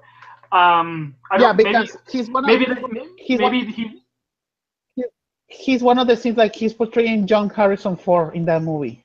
Oh, that's why I think I said Schmoes, because I think Christian recommended him to play. Yeah, Christian recommended him because all of the fandom wanted him. Yeah, even I was one of the first. I was one of the first to campaign, like 2 years on tour. I was like, you need to get this guy, because when you see that movie, The Age of Adeline, he has the same voice, the same way that he moves his face like Harrison Ford 40 years ago. Wow. Well, I'll watch it. I'll write it down here. Yeah, I think it's on Netflix, I think.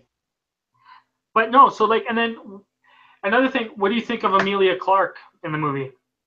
Do you think, well, she's good. I think Game of Thrones, I haven't watched Game of Thrones, but I watched the finale, the last episode. I don't know why you saw the finale. And so, hey, I enjoyed it. It's just boring. It's a lot of talking. yeah, like the first 3 seasons is a lot of talking. But I think in Terminator Genesis she was okay, but I don't know. Terminator Genesis. Jenny Smith, yeah. Oh no. And I'll admit, I liked that movie when I first saw it. I thought it was a fun, entertaining movie, but I rewatched it and I hated it. No, for me, I have a feeling of how Han Solo is gonna play out, because I think it's gonna do the same formula as Rogue One. I think that we're gonna see John Han Solo getting trained to be a thief by Woody Harrelson in the first 20 minutes. Then the next 20 minutes he's gonna meet Chewbacca, and Woody Harrelson is already old. They're gonna kill Woody Harrelson in the middle of the movie. He's gonna meet Emilia Clarke. She's gonna be like one of her first loves. And also he's gonna meet Lando, and you're gonna see that race, like the 14-12 parsecs. Yeah. And then and then you're gonna see the card game where he wins the Millennium Falcon. This girl is gonna get disappointed and she's gonna flew and she says, "I don't want you, Han Solo, anymore." And then she goes away. A final battle when Han Solo is with Chewbacca, and the final scene he's gonna be parking the Millennium Falcon in Tatooine, and he's gonna enter the bar. I'm I'm betting that 70% of the Han Solo movie is gonna be like that. You know what I hate is hearing you say that. I think you just probably spoiled the movie for everybody. I bet you Yeah. that's exactly what they do. Yeah, because I said to my ex-girlfriend last year where we were talking about Rogue One, and she told me, "Yeah, you're gonna be right. It's gonna be that same thing." Wow. Yeah. I would not be It- surprised. yeah, and also talking about now with Ron Howard, I think that they're gonna scrape all of the original ideas on Lauren Miller, and they're gonna do a safe movie. Yeah. That's my definition I of don't safe. think. A Sure. Yeah, I predictable agree. movie. And then, well, didn't Paul Bettany just film a couple scenes? He replaced the one actor that was on Leonard and Leopold or something. Oh, that guy from The Wire, I think. Yeah, him. Because he ended up having scheduling conflicts, so they got Paul Bettany instead, I think, and changed the character. I mean, Paul Bettany's great. Mhm. I don't have problems with him. But yeah, I think you're right. I think the movie's just going to be exactly what you said. Now that you said it. Oh, I forgot, and also you need to scram Jabba the Hutt there. Also, he needs to be there Oh, because do he you owes think? money to Jabba the Hutt. Oh, he has to be there. Oh my goodness, that's going to be cool to see, though. I'm excited to see Jabba the Hutt again on screen. But Oh yeah, and I'm still gonna see the movie, but the thing that I hated about Rogue One, it was like the only new thing was that battle and that Darth Vader scene. yeah, okay, If the character would have been more interesting, I would have liked the Rogue One even more. But with Rogue One, the benefit that he had is we didn't know a lot about this story. We only knew the ending, that there were spies that they gave the plans to Leia, and that was it. With Han Solo, we know everything because he has said it.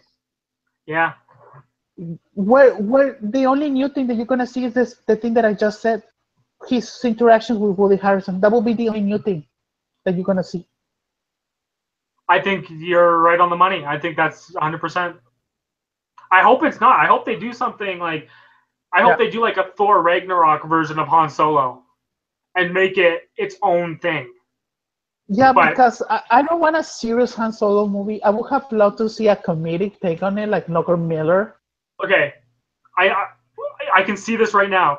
The first poster that comes out, it's gonna have Han Solo's face very large in the front, with all Woody Harrelson's a little smaller, and they're all down, Mhm. and you're gonna see the Yeah. Millennium Falcon and Han Solo, a Star Wars. Right?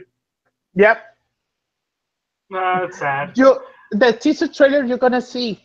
I'm a smuggler, and when you're gonna see Woody, and then you're gonna see the race between the Millennium Falcon and said, and then I saw this piece, and you're gonna see Chewbacca like this, and that's it. That's your teaser trailer for Han Solo.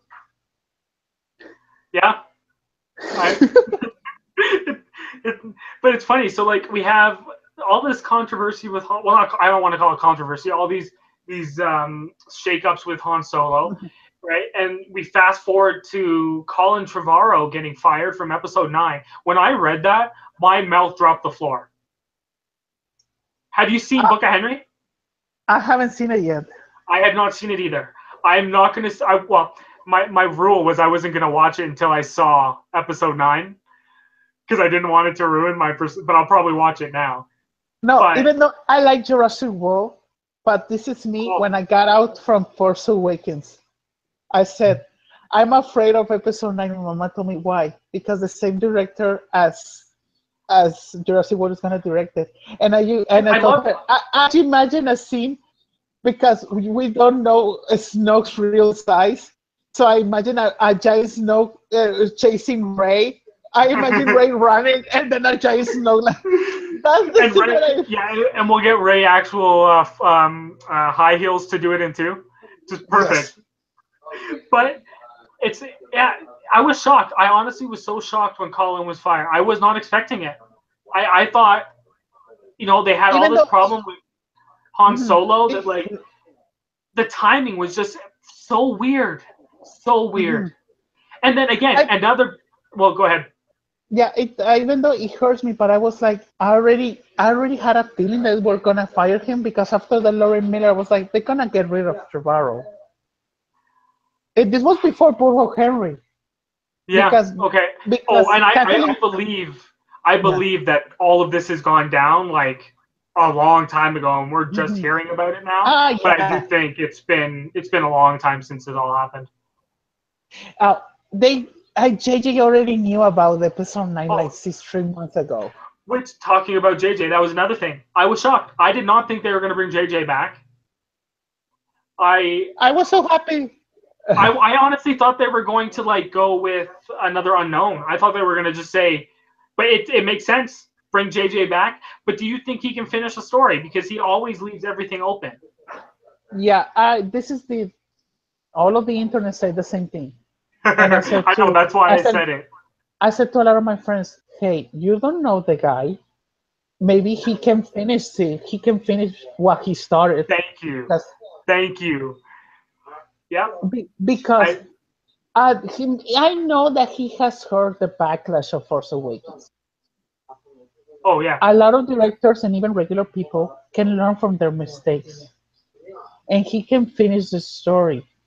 He's gonna. No, I And I think that Ryan Johnson, it's gonna be like a big reveal on episode 8, and so JJ just only has to do like the final battle, and that's it.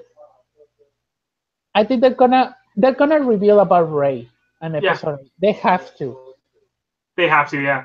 And it's funny because like I said that because that was one of the critiques I saw is a lot of people saying that JJ couldn't finish stories. But I Mhm. love every single thing he's directed that I've Mhm. seen. I haven't seen a lot Elias or Al, whatever that show was. Alice, yeah. Yeah, yeah. I haven't seen that, but Lost is fantastic. Super 8 is one of my favorite movies of all time. Talking about a good 80s movie with kids. Yeah. Um, A but Star Trek, the yeah, Star Trek trilogy. Well, he oh, directed Star Trek. too, so but he's a I producer, so I liked Into Darkness. So I what? like Into Darkness. I mean, and I'll admit right here, I was not really a Star Trek fan before, so I had watched Into Darkness before I saw Wrath of Khan. Oh wow. So for me, because I was strictly Star Wars, I didn't want. I actually just started watching the Star Trek show for the first time. Oh, the Um, original? yeah, I'm starting with Shatner, and then I'm gonna watch Stewart and watch all of them when I find the time, obviously, because there's so many of them. But I liked Into Darkness a lot. I didn't know the story of Khan and all that. I ended up watching it afterwards, Mhm. but I do. I think Kathleen Kennedy and the people over at Lucasfilms, I think they were struggling. I do think they had some like obviously huge issues go down, and they were worried on what was going to happen.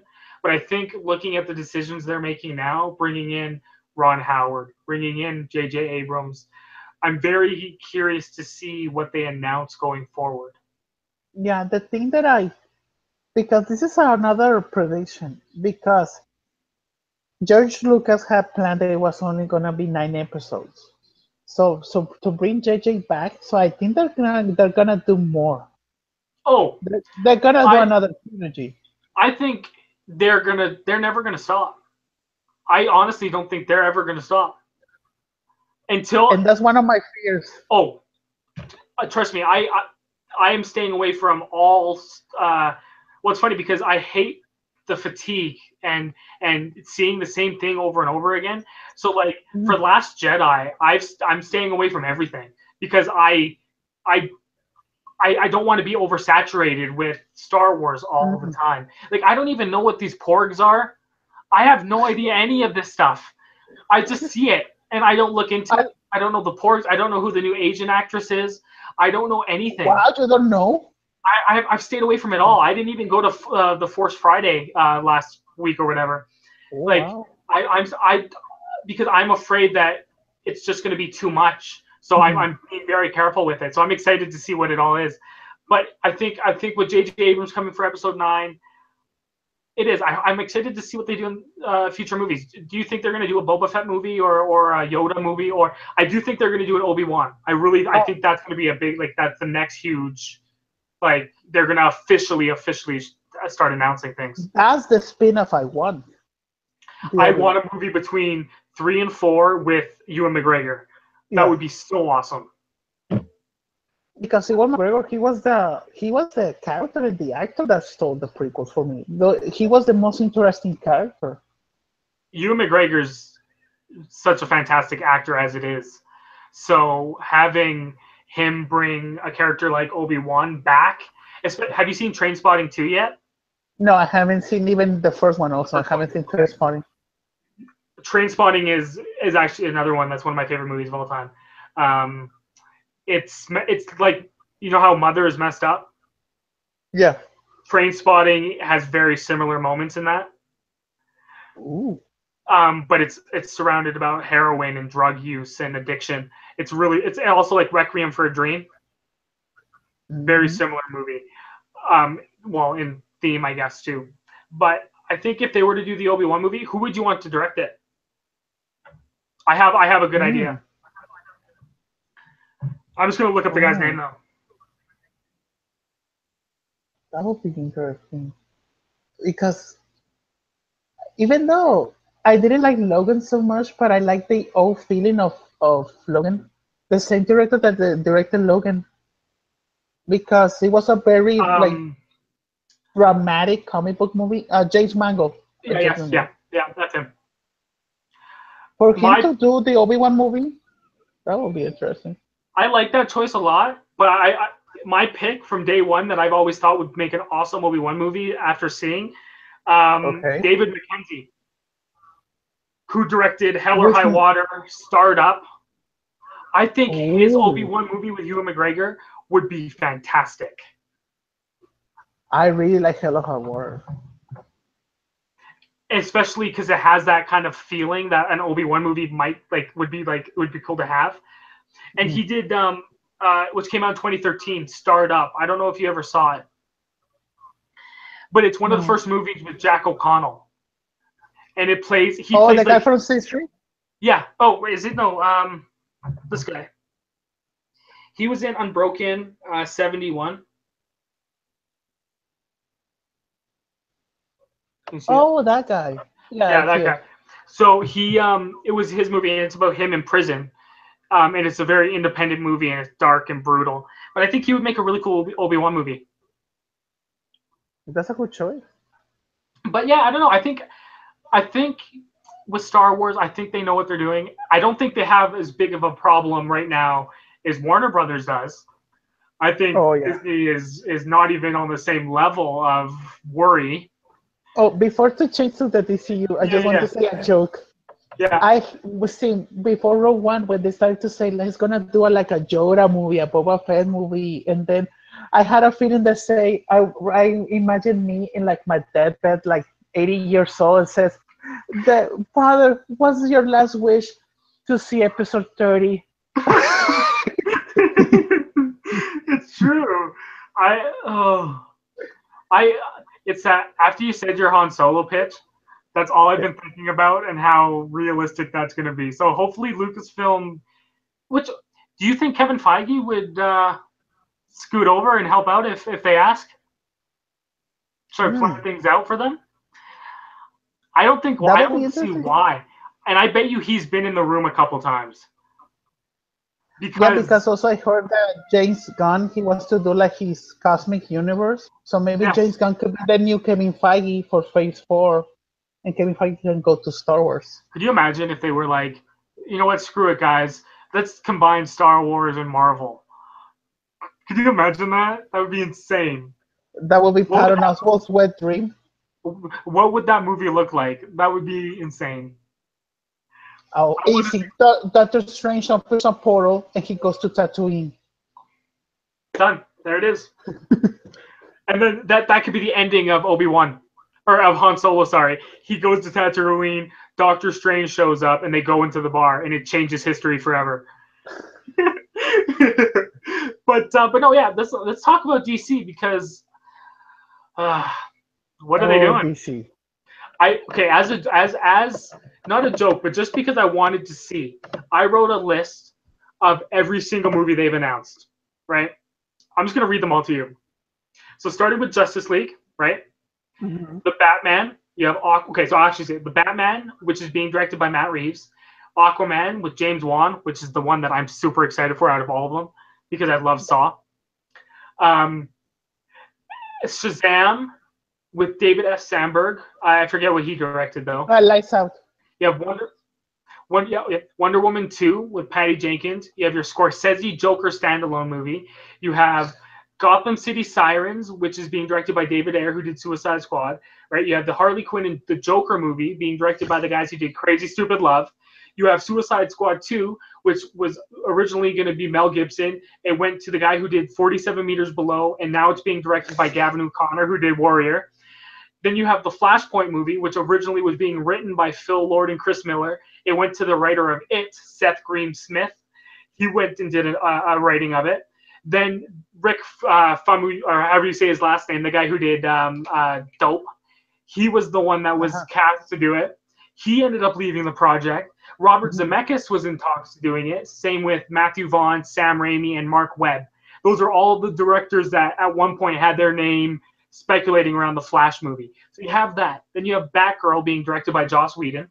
You have Nightwing being directed by Chris McKay. You have a Lobo standalone movie being directed by Brad Payton, who I don't know who that guy is. I never heard of him. You had Justice League Dark, which originally was going to be done by Del Toro, our guy, which would have been a fantastic movie. And then Doug Liman was attached, who did Edge of Tomorrow, right, I believe. He's not doing it now. Then you have Man of Steel 2 that was announced. Matthew Vaughn was in talks to doing that movie, which I think would be awesome. Then you also have Black Adam, Deadshot with Will Smith, Cyborg, and Green Lantern Corps, and all of those ones don't have directors attached yet. But that's all of the movies DC has announced in the last year and a half. Oh, you forgot the Martha Ken and Martha Wayne movie also. Is that a thing? That's not true. That's not true.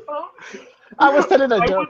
I would have bought it. I would have been like, did they announce that? Who's directing that? Like, is that? Oh, goodness. Yeah.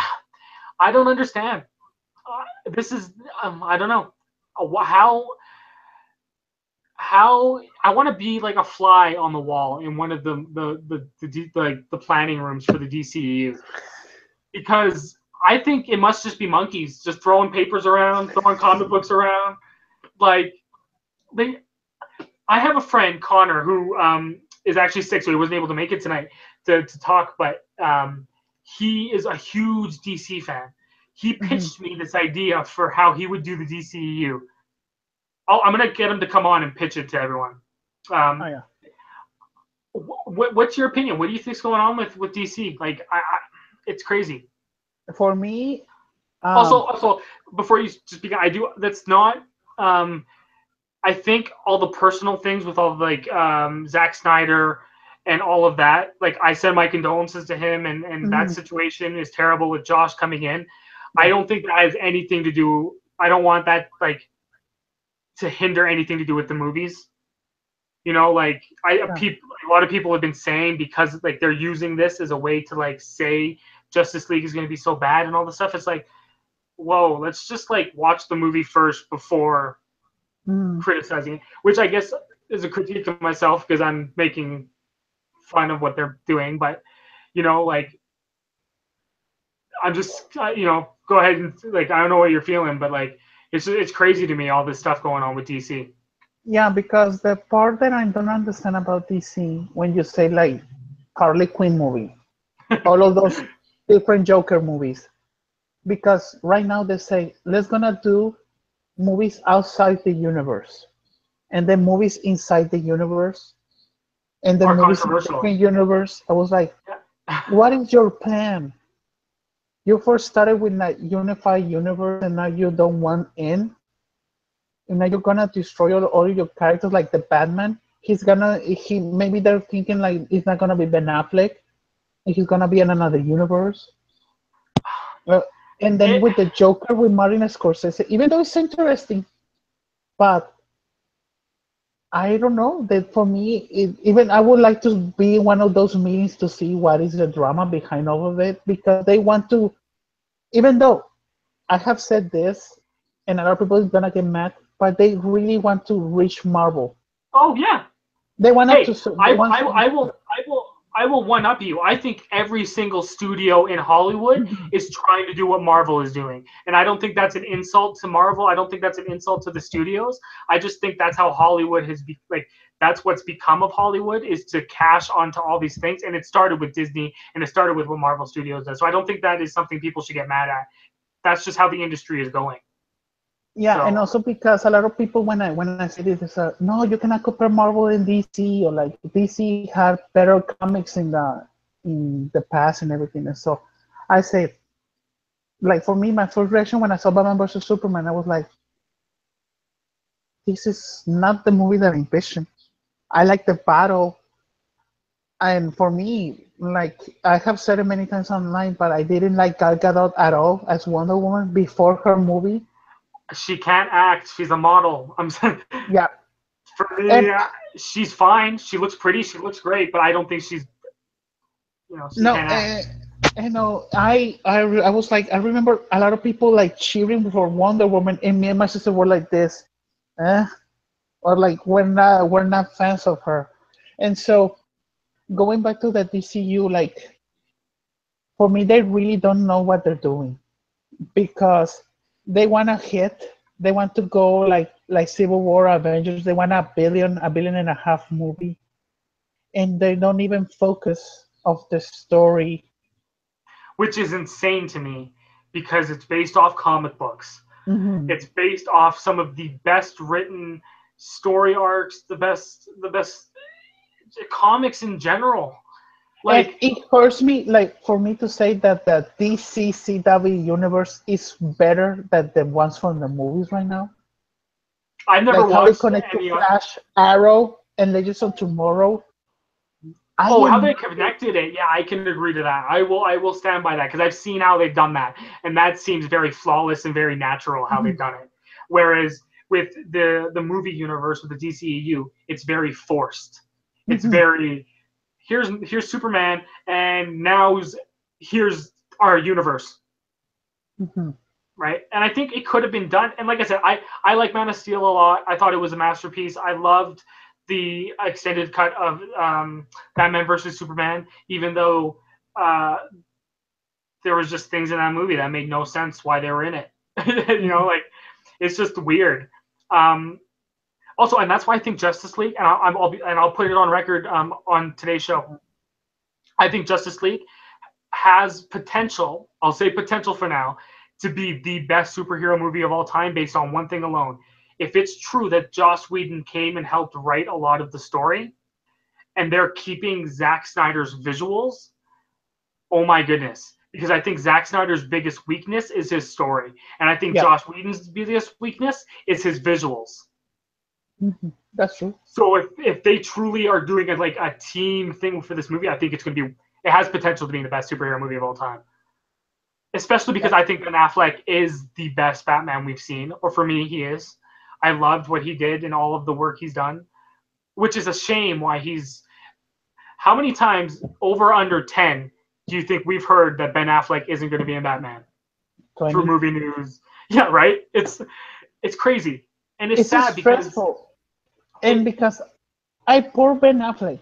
Like I can, it I have a theory of why he's gonna back out okay. because I think he I is. I think don't think Ben Affleck after Justice League. I think Ben Affleck won't be Batman anymore. yeah, because I'm sure that he really took the backlash of Batman versus Superman seriously. You know what? You know what I think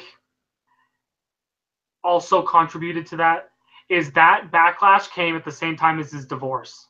And I don't Uh, like to get personal, right, with people's stories, but going through a divorce sucks.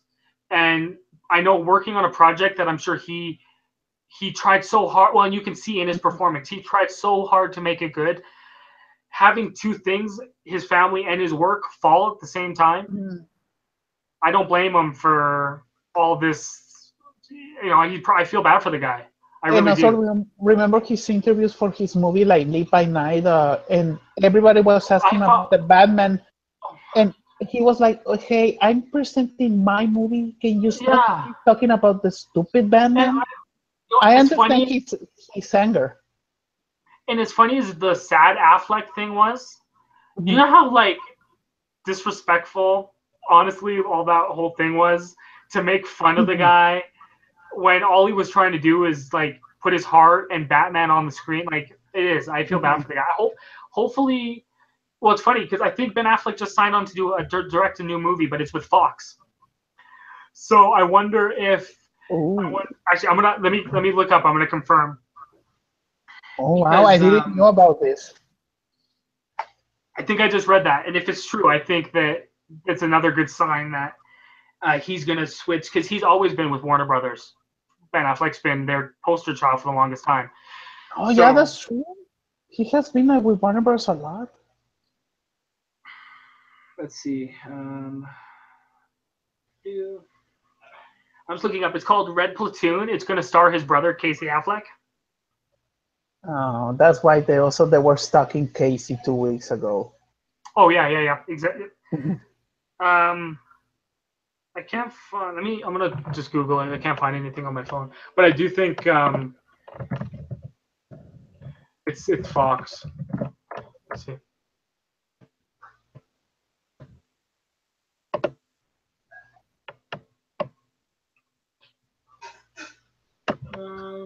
But yeah, I don't know. I'll have to look for it. But anyway, I think Ben is slowly trying to separate himself from the DCEU for sure. Um, which is a shame. Do you think they're gonna actually make all these movies, or do you think it's gonna like they're Oh, trying to do a restart now? Like that's what their this whole Joker Scorsese thing is.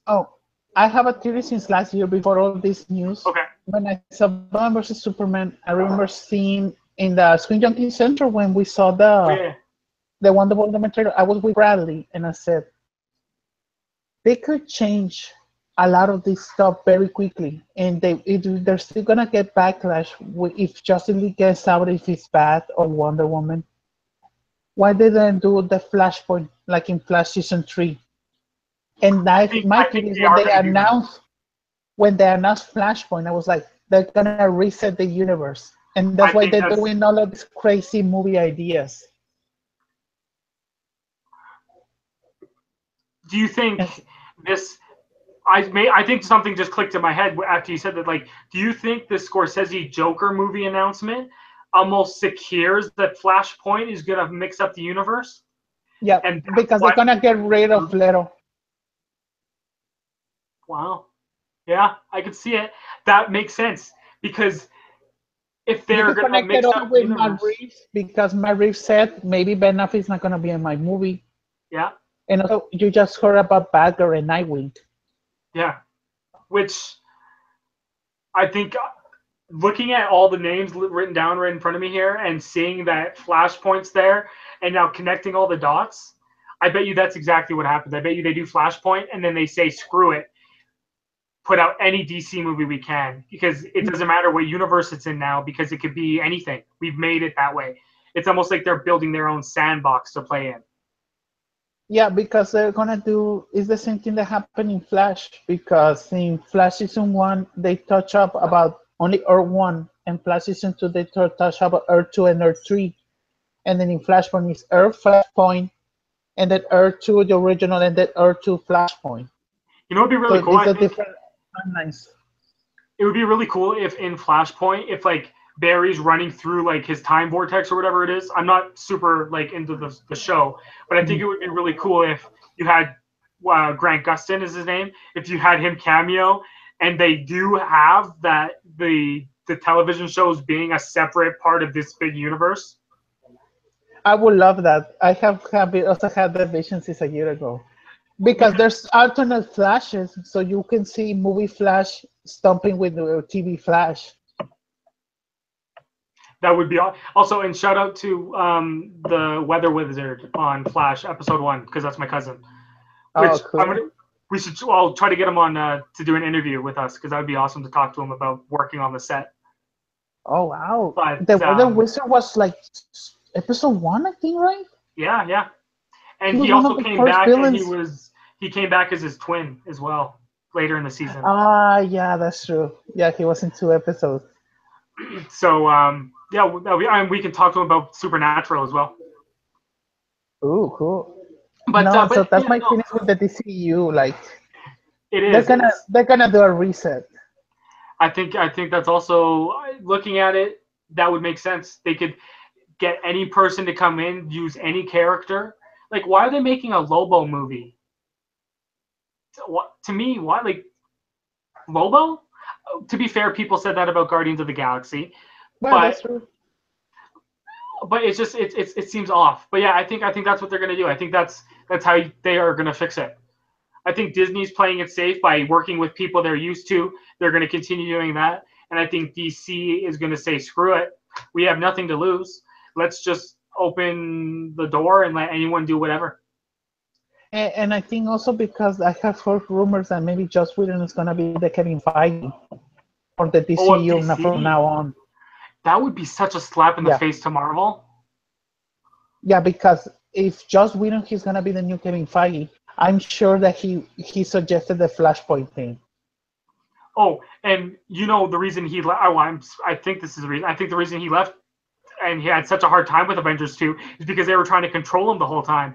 So if he Mhm. can turn it around and say, "Screw you, I'm making all of the movies for DC now and planning them all out," that would be awesome. And also it will be like a traitor moment. Yeah, it would be. It would be. But no, I think that we can talk about and speculate for hours upon DC and all the mistakes that people think they've made and stuff. But if anything, I'm excited to see their movies because I want to see what happens, even if they end up being Suicide Squads. You know, at least they're trying, and at least we're going to be seeing these characters on the big screen. At least we should be grateful for that because 20 years ago we would never have had a Lobo or a Batgirl movie. Yeah, and also like for me, even though I haven't read a lot of comics, like for seeing like Marvel, seeing like all of the cinematic universe that they built, that they so connect, even though the DCU using problems, Man of Steel was good, Batman vs Superman, the Syndicate was good. Wonder Woman, I liked it. For me, I don't see it like an excellent movie like a lot of people see it. Suicide Squad was was fun. Yeah, I know it's a dumb movie. It doesn't make sense, but it was a good movie. It was a dumb fun movie. Suicide Squad. Yeah, I like the characters. Yeah, and also Margot Robbie's hot, so that was my plus for Suicide Squad. Yeah, that's she's not she's not hard to look at all. Yeah, and so you would never Oh, have and also, imagined. I just want to point out there since we said Margot Robbie is hot, Will Smith is also equally hot. Oh yeah, That guy is not fair. and he's almost in his 50s, and he looks Is he great. actually? Oh my goodness. Yeah, but no. Why don't we move on to one of the last segments? The favorite. And I saw you posted a status on this on Twitter or a Oh post yeah, on it. the And favorite also, movies of the year. yeah, best movies of the year. So I actually have my letterbox open because I don't think I've told you my concrete list yet. So I'm Okay. excited. So I've seen 44 movies this year that I have logged. I'll go. We'll go in depth for the first maybe 15, and then I'll just slowly list the ones I been like. The lowest rated one I have on my account is Smurfs: The Lost Village, and that's a 2.5. That's the lowest rated I gave all year so far. I like that one. Yeah, I didn't mind it. I went and saw it with my sisters. It's just I didn't, it is what it wasn't. It didn't connect with a kid like me, you know. But no, okay. So let's start with our number ones, and then we'll go twos, and we'll just alternate going back and forth. Okay. So my favorite movie of the year, in my number one spot, Logan. For me, Ooh. Logan is the best superhero movie ever made. I think it. I could go on and hours about how that movie affected me, and I think the main reason it is the day prior to Logan, I watched every X-Men movie in order. Wow. Every single movie. I watch Origins. I watch all of them. And when people say the X-Men timeline doesn't make any sense, that is complete. Like that's bullshit. Excuse my language, but like if you actually pay attention to what they're telling you and you look into the details of Mhm. the scripts and stuff, everything to me makes sense in the timeline, especially with Days of Future Past and stuff. So yeah, Logan for me was my number one. Fantastic. The performances, Hugh Jackman, Patrick Stewart, Mhm. flawless, flawless. If it doesn't get nominated for Oscars, I'll cry. It should be like, it's fantastic. Yeah, What's for your number me, one? my number one is Split. I Okay. haven't seen in recent years so to a movie that surprised me. Yeah. Wait, you and also for you, like you're a filmmaker, you have to see more movies than me. And so for me, like even though I'm not a filmmaker yet, but I love seeing movies in the theater. So when you see It's the movies, best. There's no other feeling you like it. you when you're seeing a movie in the theater, you already when you see stories, you're like they're gonna go this way, or the twist gonna be this. And so when I was watching Split, I didn't even think about the twist and the reveal. It's the only movie this year that I actually got up on my seat and stood on my feet when it happened. I like got up and I was like, and the people behind me were like, sit down. So I sat back down, Uh-huh. but I was like, oh my God, this is insane. No, no, this was me. I'm gonna say because I was in Spanish. I was like when they said Mr. Grass, I was like, no, no puede ser, no, no. I was like, and my sister was like, what? I was like, and she's like, it's Unbreakable too. I was like, ah. I went bananas when I saw it. I was the only one in a full theater that got it. To me, M. Night Shyamalan is one of my favorite directors because I grew up on a lot of his movies. Um, I honestly think his best twist to date is promoting a horror movie and it actually being a superhero villain. Like Origin. that is the coolest twist anyone has ever made in any movie. Is saying, screw you guys, I'm actually making a superhero villain origin story. That is No, insane. that is a great twist because technically he set up a cinematic universe. Yeah. And He because I will got never ahead of the forget. game. People were Yeah. saying that this guy was going to be the next Spielberg, right? The next Kubrick. He was literally building his foot. Like I think he's redeemed himself from the Last Airbender and The Oh Happening. yeah. For sure. Hey, The I Happening also is one of my favorite comedies. yeah, I agree. I also love The Village. Or no, not oh yeah, The Village is great, but also The Visit. The No, Visit is The also Visit. hilarious. Mhm. One of the Yes. funniest movies I've seen in the last little bit. Mhm. But okay, so you got Split. Split is lower on my list, but I'll get to it. Mhm. My number two is Get Out. For me, The Get Out, same. number two spot. I think it didn't for me uh, connect with me as much as Logan did. But I've seen that movie almost 5 times. I think 5 or 6 times. Yeah, my number two also is Get Out because when I saw it, even though me and my sister before we got into the theater, we already have our predictions. My prediction was that the white people were doing some kind of like the skeleton key thing, and so you Okay. can see the skeleton key resemblance. And then my sister told me her twist was, oh, the girl is faking it. She's the evil. She's the villain. And so when we saw those two things happen, we're like, oh, we were right. But we still enjoyed the movie, The even though it was only predictable for us. the only piece of the thing I would actually would change if I were to have edited the movie, I would have stuck with the original ending. Oh, the I dark think the ending. I would original. like to also. I think that would have made the movie even I would have probably put that on the same level as Logan if it would have just the first time I watched it, seen it with the ending of him not getting away with it. That would have been awesome. Yeah, because you see it when you see the patrol car getting around. I was like, oh my god, they're gonna arrest him. He's gonna go to jail. He's gonna get accused of this. That would have been such And a sad story if they would have ended it like that. It would have been awesome. It would have. oh, Yeah. I had another twist. Like, remember when they're already in the car, he and his friend, and his friend, they're like sitting for like a minute in silence, If and he then would have turned around and been, that that would have was been my. awesome. I would have liked to say that he said, "You killed my girlfriend," and he kills the main. Like that would be so crazy because Oh my you goodness. see his character in a different way. Yeah, yeah. If he would have been if he would have been one of the people that went through the, oh my goodness, that would have been awesome. But no, yeah, Get Out was fantastic. I had no complaints. Mhm. So Logan. So the next, my number three. So 1, 2, and 3 of all of these movies, I've rated a 5 out of 5. Oh wow. So Get Out for me was 5 out of 5. It was a masterpiece. My number three is Spider-Man: Homecoming. It is the only other superhero movie I would say is like that to Logan. It's one of my favorite movies of all time too. Spider-Man: Wow. Homecoming to me was growing up with Spider-Man.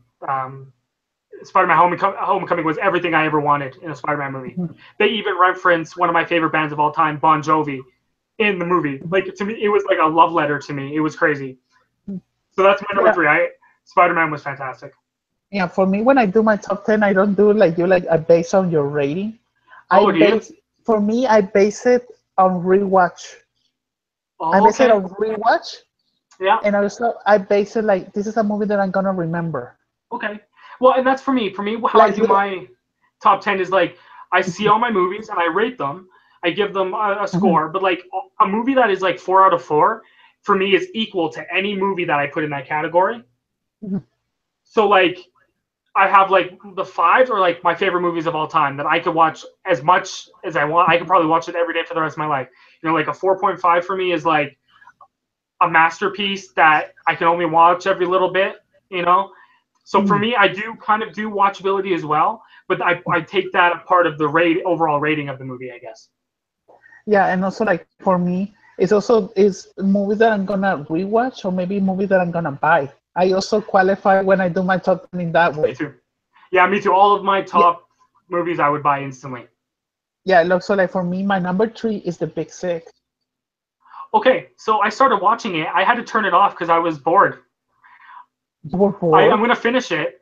Yeah, I was bored. I was like, this is paint by numbers, exactly what I thought it was gonna be. So I'm gonna finish it. But Mhm. I would love like so. Obviously, you loved it then. If like if Yeah, I really like The Big Sick because to see a kind of the different comedy drama that focuses in a different culture because you see yes, no, I agree with that. Indian people Hindu people like reacting to the American society and also like the rules that he has to react Commandant I Johnny love that. of I his love that part of family. the movie. And so you need to see the other part because it's when it gets very dramatic and very realistic. That's Okay. also one of the parts that hit me most. I was like, oh, now you get it. So Okay. like for me, that movie stands out like Ray Romano, seeing him as a dramatic actor. Yeah, yeah, that's true. Because I got to the point where they were introduced. Mhm. Yeah, all the performances in the movie are fantastic. For me, it was just maybe I just wasn't in the right mood to watch it. Like I'll never just stop watching a movie and never watch it. Like I have to finish every movie I watch. Mhm. But I have a bad habit of like I have to be in the right mood to maybe watch a certain type of movie. But The Big Sick looks And fantastic. also stuff. Yeah, and also for me, even though my order can change during the year, so because there's Hmm. still more movies, and also Oh like, yes, yeah. and so what's your number four? Number four, this movie almost made it 5 out of 5. This is my first 4.5 on my list. The Bad Batch. I haven't seen Have you that one. seen that? I have heard things about that movie. I have the same opinion as I do with Mother, with The Bad Batch. It is such a messed up, awesome movie. Mm. Jim Carrey's in it, and he gives this one of the best performances I've seen like in his I didn't career. know that Jim Carrey was there. Diego Luna's in it. He plays a DJ. Jason Momoa's in it. John Wick is in it. I forget his name. Keanu Keanu Reeves. Reeves is in it. Yeah. Suki. Yeah. The cast is Jim Carrey. Like Giovanni Ribisi, I think is his name. He's Yeah. in it as well. He's also a really good character actor. Um, yeah, fantastic movie, The Bad Batch. I don't want to really say anything about it. It's one of those movies you just watch. Mm. but beautifully directed by a female director, Anna. I forget her, Anna something Point or something. She's fantastic. She also did a vampire movie, She Walks Alone at Night, which is also a really good vampire movie that came out a couple years ago. It was in black and white. It's really good. So she was the movie is beautifully directed, powerful performances, and the story is awesome. And Jason Momoa, sometimes it's funny, my dad makes fun of him all the time because he thinks he's very one note and he can't really act, Jason Momoa. But I thought he gave an awesome performance in The Bad Batch. So that's my number 4. Yeah, my number 4 is Secret Goes West. Oh my God, I cannot wait to see this. I've heard so many good things about Ingrid Goes West because that's Audrey Plaza, right? Yes. It was a movie that I didn't expect. I didn't expect to see like a really dark comedy. Yeah, so I actually know nothing about it. I only know Plaza was in. I don't know the story or anything. I'm not gonna tell you anything because even though I wanted to say like my questions of the movie, but it's better for you to see it without knowing anything. Okay. Yeah, when it opens up in Calgary here, I'm gonna go see it because I cannot wait. Yeah, okay. My number 5 is a controversial movie. I think a lot of people didn't like it, but I love it. Kong Skull Island is my number 5. Even though it's not in my top 10, but I also like Kong Skull Island. I loved Kong Skull Island. It was such a fun, messed up movie. Like it was so much better than Godzilla for me. Oh, I love Godzilla too. Actually, I thought that was really good. But I liked how it was really similar to Jaws, in that sense. How I loved the tease. But yeah, Kong Skull Island was number 5. Beautifully directed, beautiful. Every shot is a painting with Kong Skull Island. Jordan Von Roberts put so much time into making it look so pretty, and I thought it was a very good movie. The story kind of sucks, but it's a monster movie, so what do you expect, really? Yeah. For me, my number 5, talking about monsters, is War of the Planet of the Apes. Oh, that's on my top 10. That's coming up here for me. Yeah, because for me, I'm a fan of the Planet of the Apes since I was little. I have seen all of the movies. The originals. I like the remake from Mark Wahlberg. Oh, the Tim Burton one. Yeah, and also I like this new trilogy to see the ending of the trilogy, to see the story of Caesar, the big ending. I really like it. It was very dramatic, very dark. I like Andy Serkis as Caesar. You can see his emotions, seeing his reactions to all of the war. It's really a shame that he's probably not going to be nominated for Best Performance. I think that's a shame because for someone to say motion capture isn't acting, I've been against that. They're acting. They just have a costume on. You know, the only thing that I can that I agree with people that debate against it is the fact that a lot of people work on it.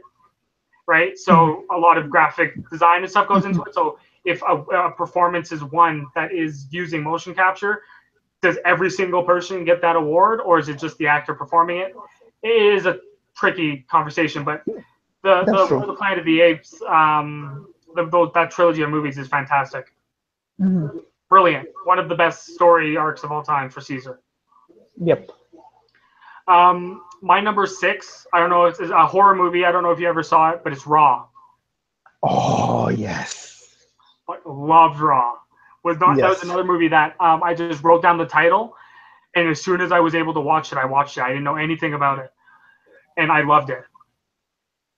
I liked it also. It's on my list also, but when I saw Raw, I was in Mexico, and so my friend told me, "Hey, you want to see this movie?" I was like, "Which one is it?" And she said, "It's Raw." I was like, "Oh!" And I haven't even seen a trailer or anything. I only knew about Collider Nightmares Club. Was said that this movie, a lot of people got sick and got vomited and everything. I was like, I don't want to know anything. I only heard that thing. I was like, we bought the tickets and we saw it. I will never forget the scene of the finger. She was like this. I was like, this is not gory at all. Seeing the whole movie, I was like, you're not scared. You're not like disgusted. I was Yeah. like, no, this is.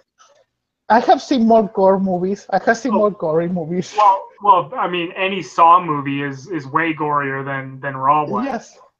But when I saw Raw, yeah, I was I was similar. I didn't think it was gross. There was a couple scenes with the animals, like seeing that stuff kind of grossed me out. But the like the horror stuff that they added into the movie, I didn't find really terrifying. But I was just in awe on how beautiful the movie was and how like Mhm. the cast, like the acting and like how it was directed. I thought it was fantastic too. Mhm. And also, even for a foreign movie, because a lot of people don't see a lot of foreign movies, and to be that compelling and very, very interesting. I agreed. What's your number six Oh or yeah, five for or where your next move to the next one on the list? yeah, my sixth, I think it's Colossal. Oh yes, love that movie. Yeah, I really like Colossal. I like the drama behind it, like how she's very broken because she's an alcoholic. She controls this monster, but also you need to learn more about her and her relationship with Jason Sudeikis, and to see Jason Sudeikis as a dramatic Jason role. Sudeikis, after I watched Colossal, he went so on my radar. I Mhm. will watch every single movie he makes from now on because I think he has potential to like be awesome in any performance. Yeah, and so Colossal, one of those movies I was like, I would really have liked to this movie to get more attention, like for more people to see it. Yeah, I have it lower on my list, but it's great. I loved Mhm. it. The next movie I have on my list is Okja, I haven't in seen that Netflix. one, the Jake Netflix one. Gyllenhaal, one of his best performances up there with Nightcrawler and with Donnie Darko and with all. It's just his performance is amazing. It's unlike anything he's ever done before. Wow, I didn't know that Jake Gyllenhaal was there. Yeah, he plays. You remember? You know when the slap chop was huge? The thing that you can cut, and they had the spokesperson for it. No, I have never heard of it. Um, he plays like this like game show host, let's say Oh, Jake okay. Gyllenhaal, but he plays like this like over the top host who like is like it's like he's on cocaine the whole time. Like imagine Jake Gyllenhaal on cocaine being funny and being super obnoxious. That's what his role pretty much is, and it's fantastic. It suits the movie so well. But yeah, Oakja. It's on Netflix for anyone who hasn't seen it. I would advise it. It's about a hippo kind of looking thing, and it's like a huge letter towards like meat cutting and that whole agricultural industry and like all that stuff. It's fantastic. It's like a really good movie. I have to see it. But yeah. We're in And then what number was seven, right? yeah, seven, yeah. Yeah, my number seven is Baby Driver. Oh, that's my next one. Yeah, That's my number eight. yeah, Baby Driver. Because I'm a fan of Edgar Wright, I have seen all of his movies, and so even though I really, it's like a man crush on Ansel Edgar. Since I saw him in The Fault in Our Stars, I was like, Have I you want to. heard have you heard him sing? No, I haven't even heard him sing yet. I'm gonna see if you can hear. I'll play something. If you think Angel is fantastic, he had a song. He was working with a rapper called Logic. Let me. Oh, the guy that sang the Suicide song.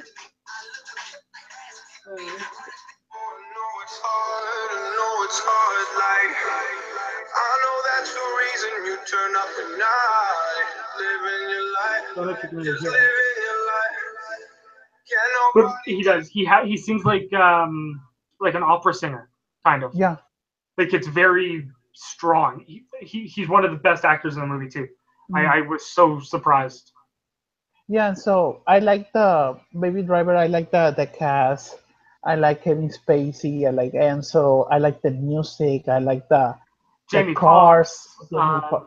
Even there's an actress from Mexico. She was the wife of the guy from Mad Men.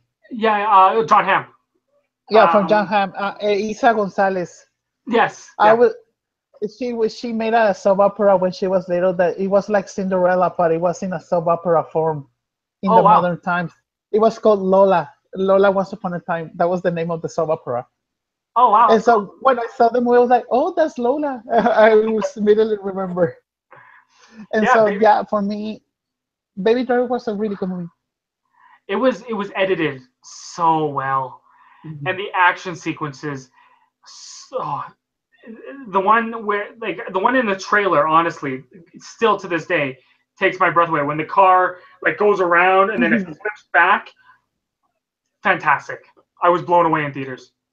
Yeah. And Kevin Spacey, there's the scene when um, Kevin Spacey's is it his nephew when he Mhm. comes back out of the bank and he's like, it had this, it had this, it had this. I thought that was so funny.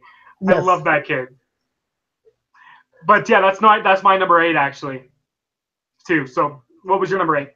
Yeah, my number 8 was Guardians of the Galaxy 2. Oh, that's my number 12. I love Oh wow. Guardians of the Galaxy too. Yeah, for me, Guardians of the Galaxy 2, even though I like it very a lot, I love the character, the story, everything, but I didn't like it as much as one. I had a, like really high expectations See, for because I me, really I like the was first one a lot. yeah, for me it was the same. I love the first one, and I had huge expectations for the second one. The first time I watched it, I hated it. I thought Guardians of the Galaxy 2 was garbage, and I've seen it 5 times now. Each time I watch it, I just love it more and more now. Mhm. I love Kurt Russell's performance in it. I love the characters. I thought it was one of. I still think Guardians 1 was probably better, Oh yeah, it's but I much better. still For me, much better. Guardians 1 is my favorite MCU movie still. Okay, yeah. I have a Guardians poster on my wall too. I love Guardians. Yeah, and so for me, even though the Kurt Russell twist that he killed his mother, I predicted that when I saw Guardians 1, I was like, maybe his father killed her. When they revealed that his father was another type of being, I was like, I oh, and I I knew it. and I hated how they revealed Kurt Russell in the trailer.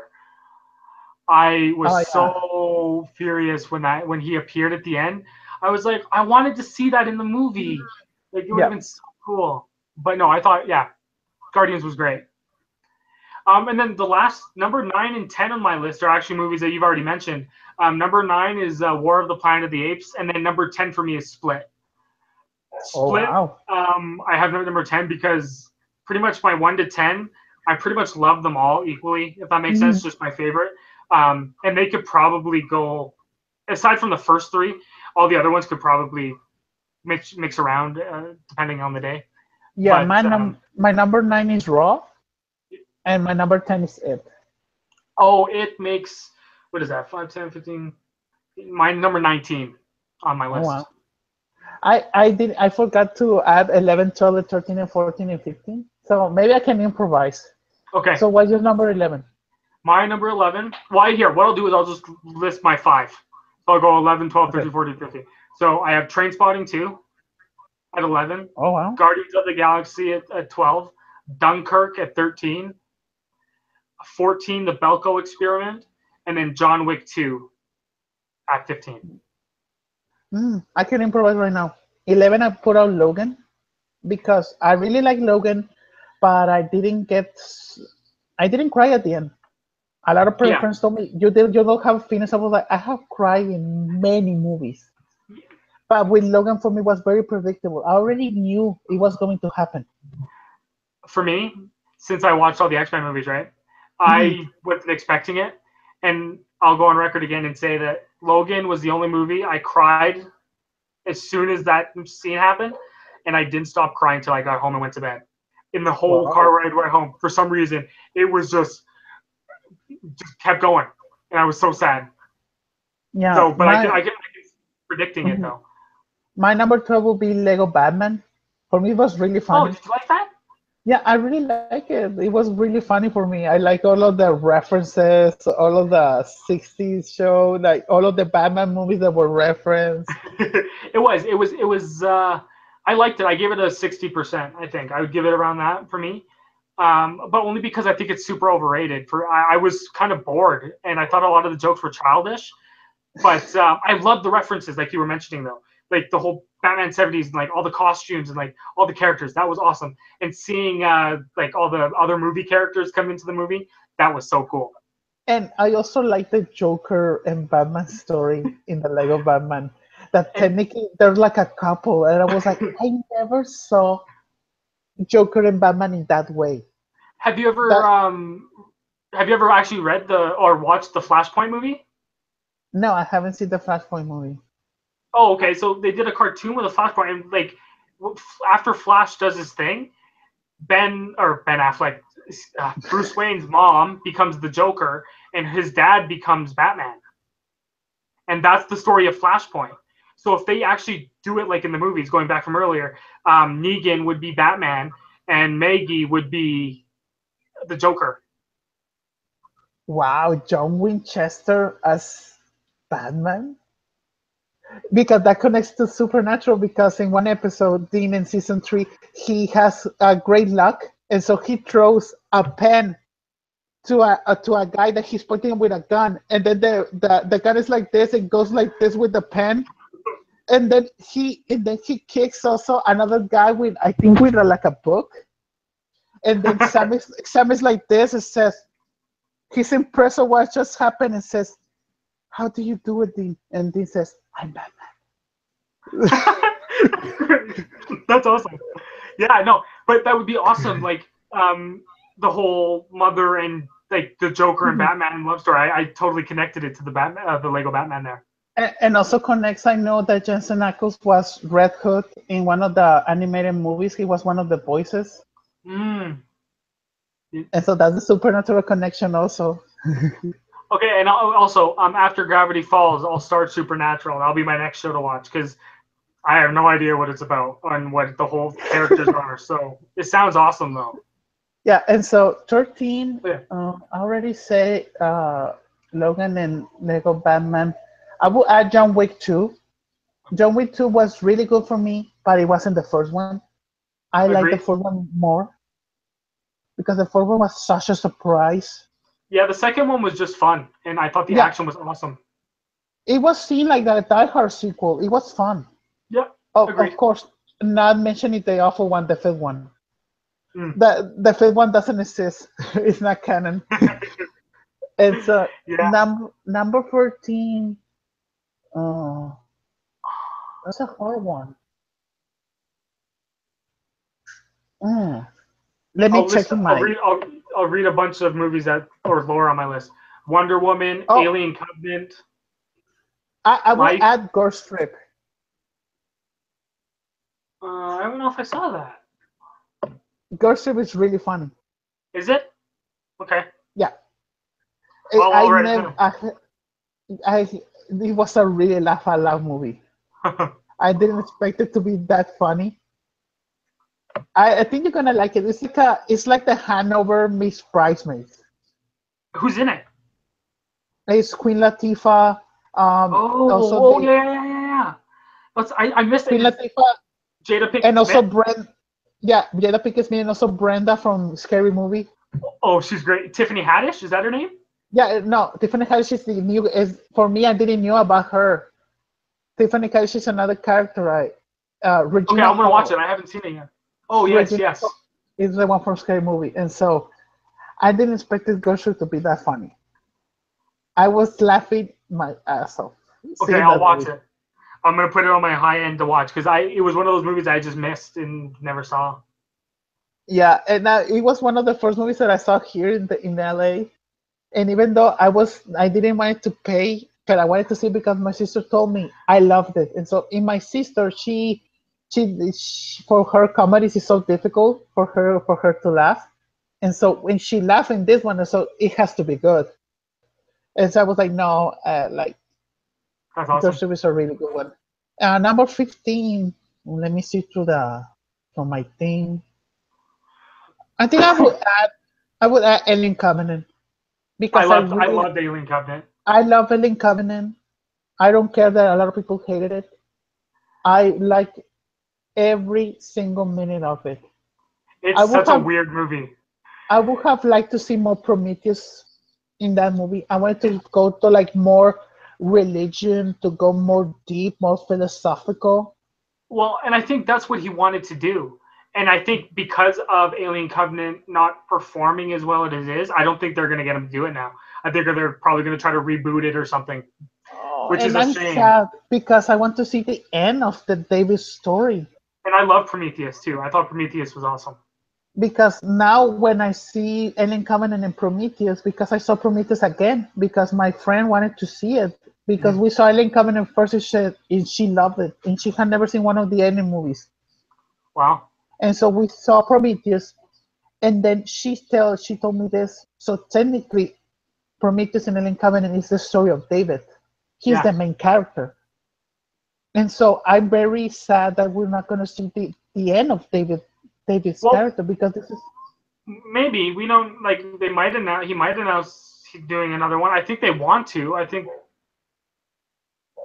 assuming people go and see it. It's weird that it wasn't performing as well, like as well as his, an Alien movie maybe should have. Or maybe just do the third one, like make it low budget, but just finish the story. Yeah. Well, and they did those like that short film that they released. Even if they were to do like, if Ridley Scott were to go film a short film about the end of David's story, I would like that too. That would be at least it would satisfy that part of Yeah, but Michael Fassbender, he's a really big actor just to do a short film. it. That's true. Oh, did you see that movie or the trailer for the Oh, the Ice? snow? Yeah. Oh my goodness. So I like that was another movie that I had just written the title down. I didn't know what it was about. And then I saw the trailer came out and I'm like, oh, that okay, you know what? Sure. This will be the one trailer I watch. Mhm. I can't believe I didn't know Michael Fassbender was going to be in a Seven type movie with like a Mhm. serial killer. Oh my goodness. I cannot wait. I saw that trailer when I saw Wind River like 3 days ago. Oh, I need And to see that still. yeah, and I said, wow, I didn't know about this movie about the snowman. I was like, it looks really interesting. It reminded me of Seven. I really hope it's as Mm. messed up and disturbing and like about the detective going through. I think. Oh, I'm so excited. Yeah, and so I also was really mad because I saw the new trailer for The Shape of Water, and I don't want to know more things Oh, about it. talking about Del Toro, I cannot Yes. wait. Michael Shannon and I forget the girl's name, but she's so good. Hmm. Yeah, I'm super excited for The Shape of Water. Yeah, for me, most anticipated movies is The Shape of Water, The Disaster Artist, Oh my and The goodness. Last Jedi. Oh hi Mark, I cannot wait. So, that is like my number one top anticipated right now. Yes, I I even can't. though in my mind Also, it's The Disaster Artist, but Guillermo del Toro is my boy, so. I'm I'm so disappointed because that trip. Well, I did a trip to LA last year at the beginning of last year. Mhm, Um, that's when I went to go actually on movie fights when I went on that week. mhm, The day before, it was between two screenings. It was a private screening, or I went to go see The Conjuring 2 early. So it was a couple weeks before, or a couple months before it came out. I found out after that the secret screening that I had tickets for, but I gave away to go to The Conjuring 2 was The Disaster Artist. And I like, oh, I was so sad. I was so sad. No. Yeah. So I could have like went and saw it like last year, and went and saw. I mean, The Conjuring 2 was awesome. I like that movie a lot, but that I'll never forgive that. No, like in Game of Thrones, shame. Yeah, Shame. you're allowed to. You're allowed. Oh. But no, it's awesome. Like I said, I think so. It's funny. We have these top 15 lists, but I can't wait to see how much they change because we're going into the time of the year where it's all the good movies coming out now. Yeah, You're gonna get all because the Oscar movies. well, we're gonna get the Battle of Sexes, Justice League, The Oh, Disaster Artist, The Last Jedi, Thor Ragnarok, The oh, Greatest Showman, The Shape of Water, Saw 8, Saw oh. Legacy. By the way, I want to do a specific episode where we go through all of the horror movies coming out in October, because there are so many good things coming out for horror movies, and I'm Oh, like like Happy Death Day. Leatherface. Yeah, I'm so excited. And so, like, it is like the last part of the year, and also our list, they're gonna change a lot. And Well, so, it's funny. Every year I have a set top 15 or 20 going through. As soon as the Oscar movies hit, almost all of them slide down, and the Oscar movies just fill in places for me. No, for Like me, before Whiplash, I Birdman, all of those movies for me were just fantastic. before I discovered Letterbox, I had all my ticket stuff from the year, and Mm. so I made a list of all of the movies that I saw. I said I put always I commented in three. It said best, man, and worst. And so when I commented, everyone else say, "Okay, I like this one better. I like this one better." And so that's the way I made it.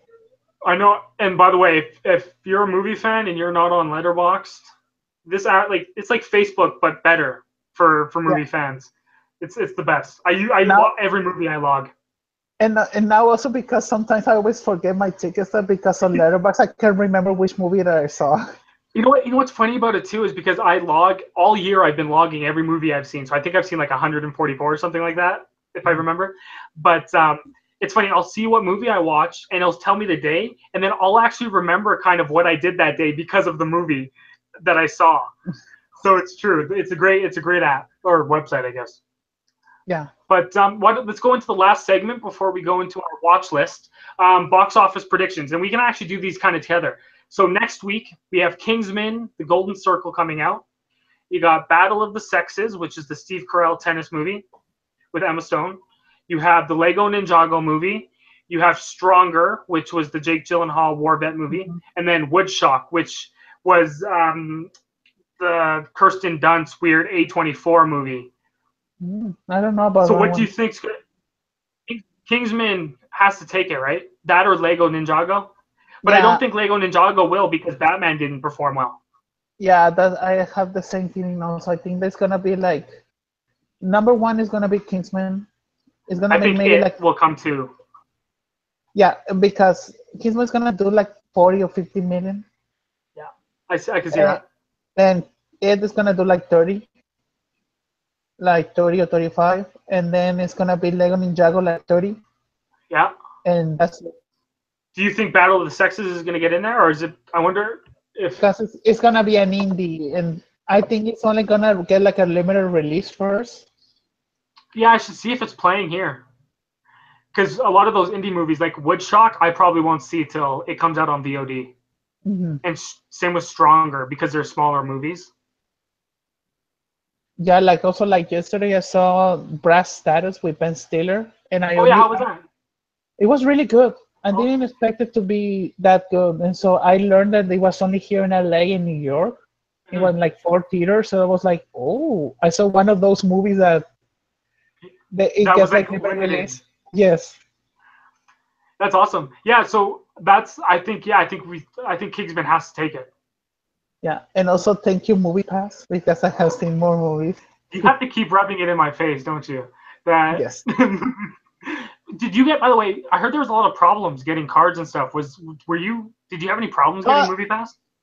yeah, when I got it on the day that it lowered the survey, they lowered the price on the 16th last month. And Yeah. so I just got it this Monday, the card, Oh wow. 3 weeks later. And So so it is.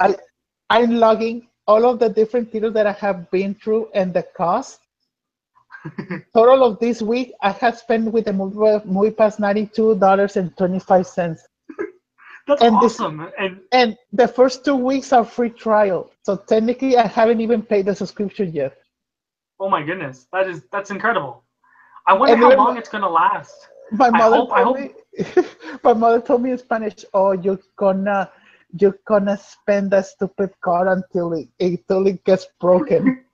Yeah, And knowing me, like if it came here, I would probably use the entire movie pass limit. Like I I would use every card's pass every day. I'd go.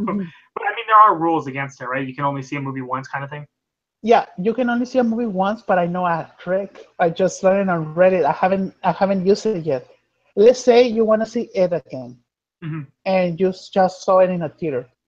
So you're gonna go to the box office, and you're gonna check in for a movie that you don't want to see, Oh yes, yeah, that makes. And then walk into it. and then just you're gonna ask because the ticket value is gonna be on the card. So just pay for the ticket of it, and that's it. Oh, so you're saying load that money on your card, but then pay for it. Use it. Wow, I didn't think about that. I was going to say you could probably just buy a ticket for another movie and then go to a different movie. Yeah, I just learned it on Reddit. So let's say, for example, like movies right now, I already saw Logan Lucky without the movie pass, and let's say I wanted to see it again, but I just used today my movie pass for it. So I'm gonna put out in that theater that I'm gonna see Logan Lucky. It's gonna load those $15, and Yeah. I'm gonna put it on the kiosk. It one. Yeah. Click. Easy. Mm-hmm.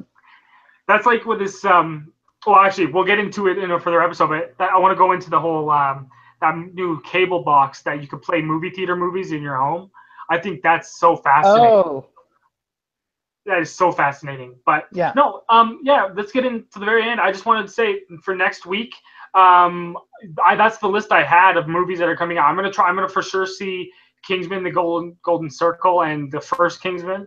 But yeah, and then I'm gonna finish Gravity Falls because I cannot wait for that. Oh yeah. I'm gonna see Kingsman, and also I'm gonna see the Battle of the Sexes because I haven't even seen a trailer for that movie.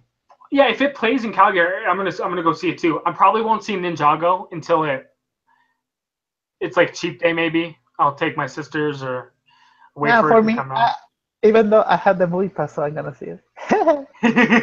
Yeah, right. Yeah.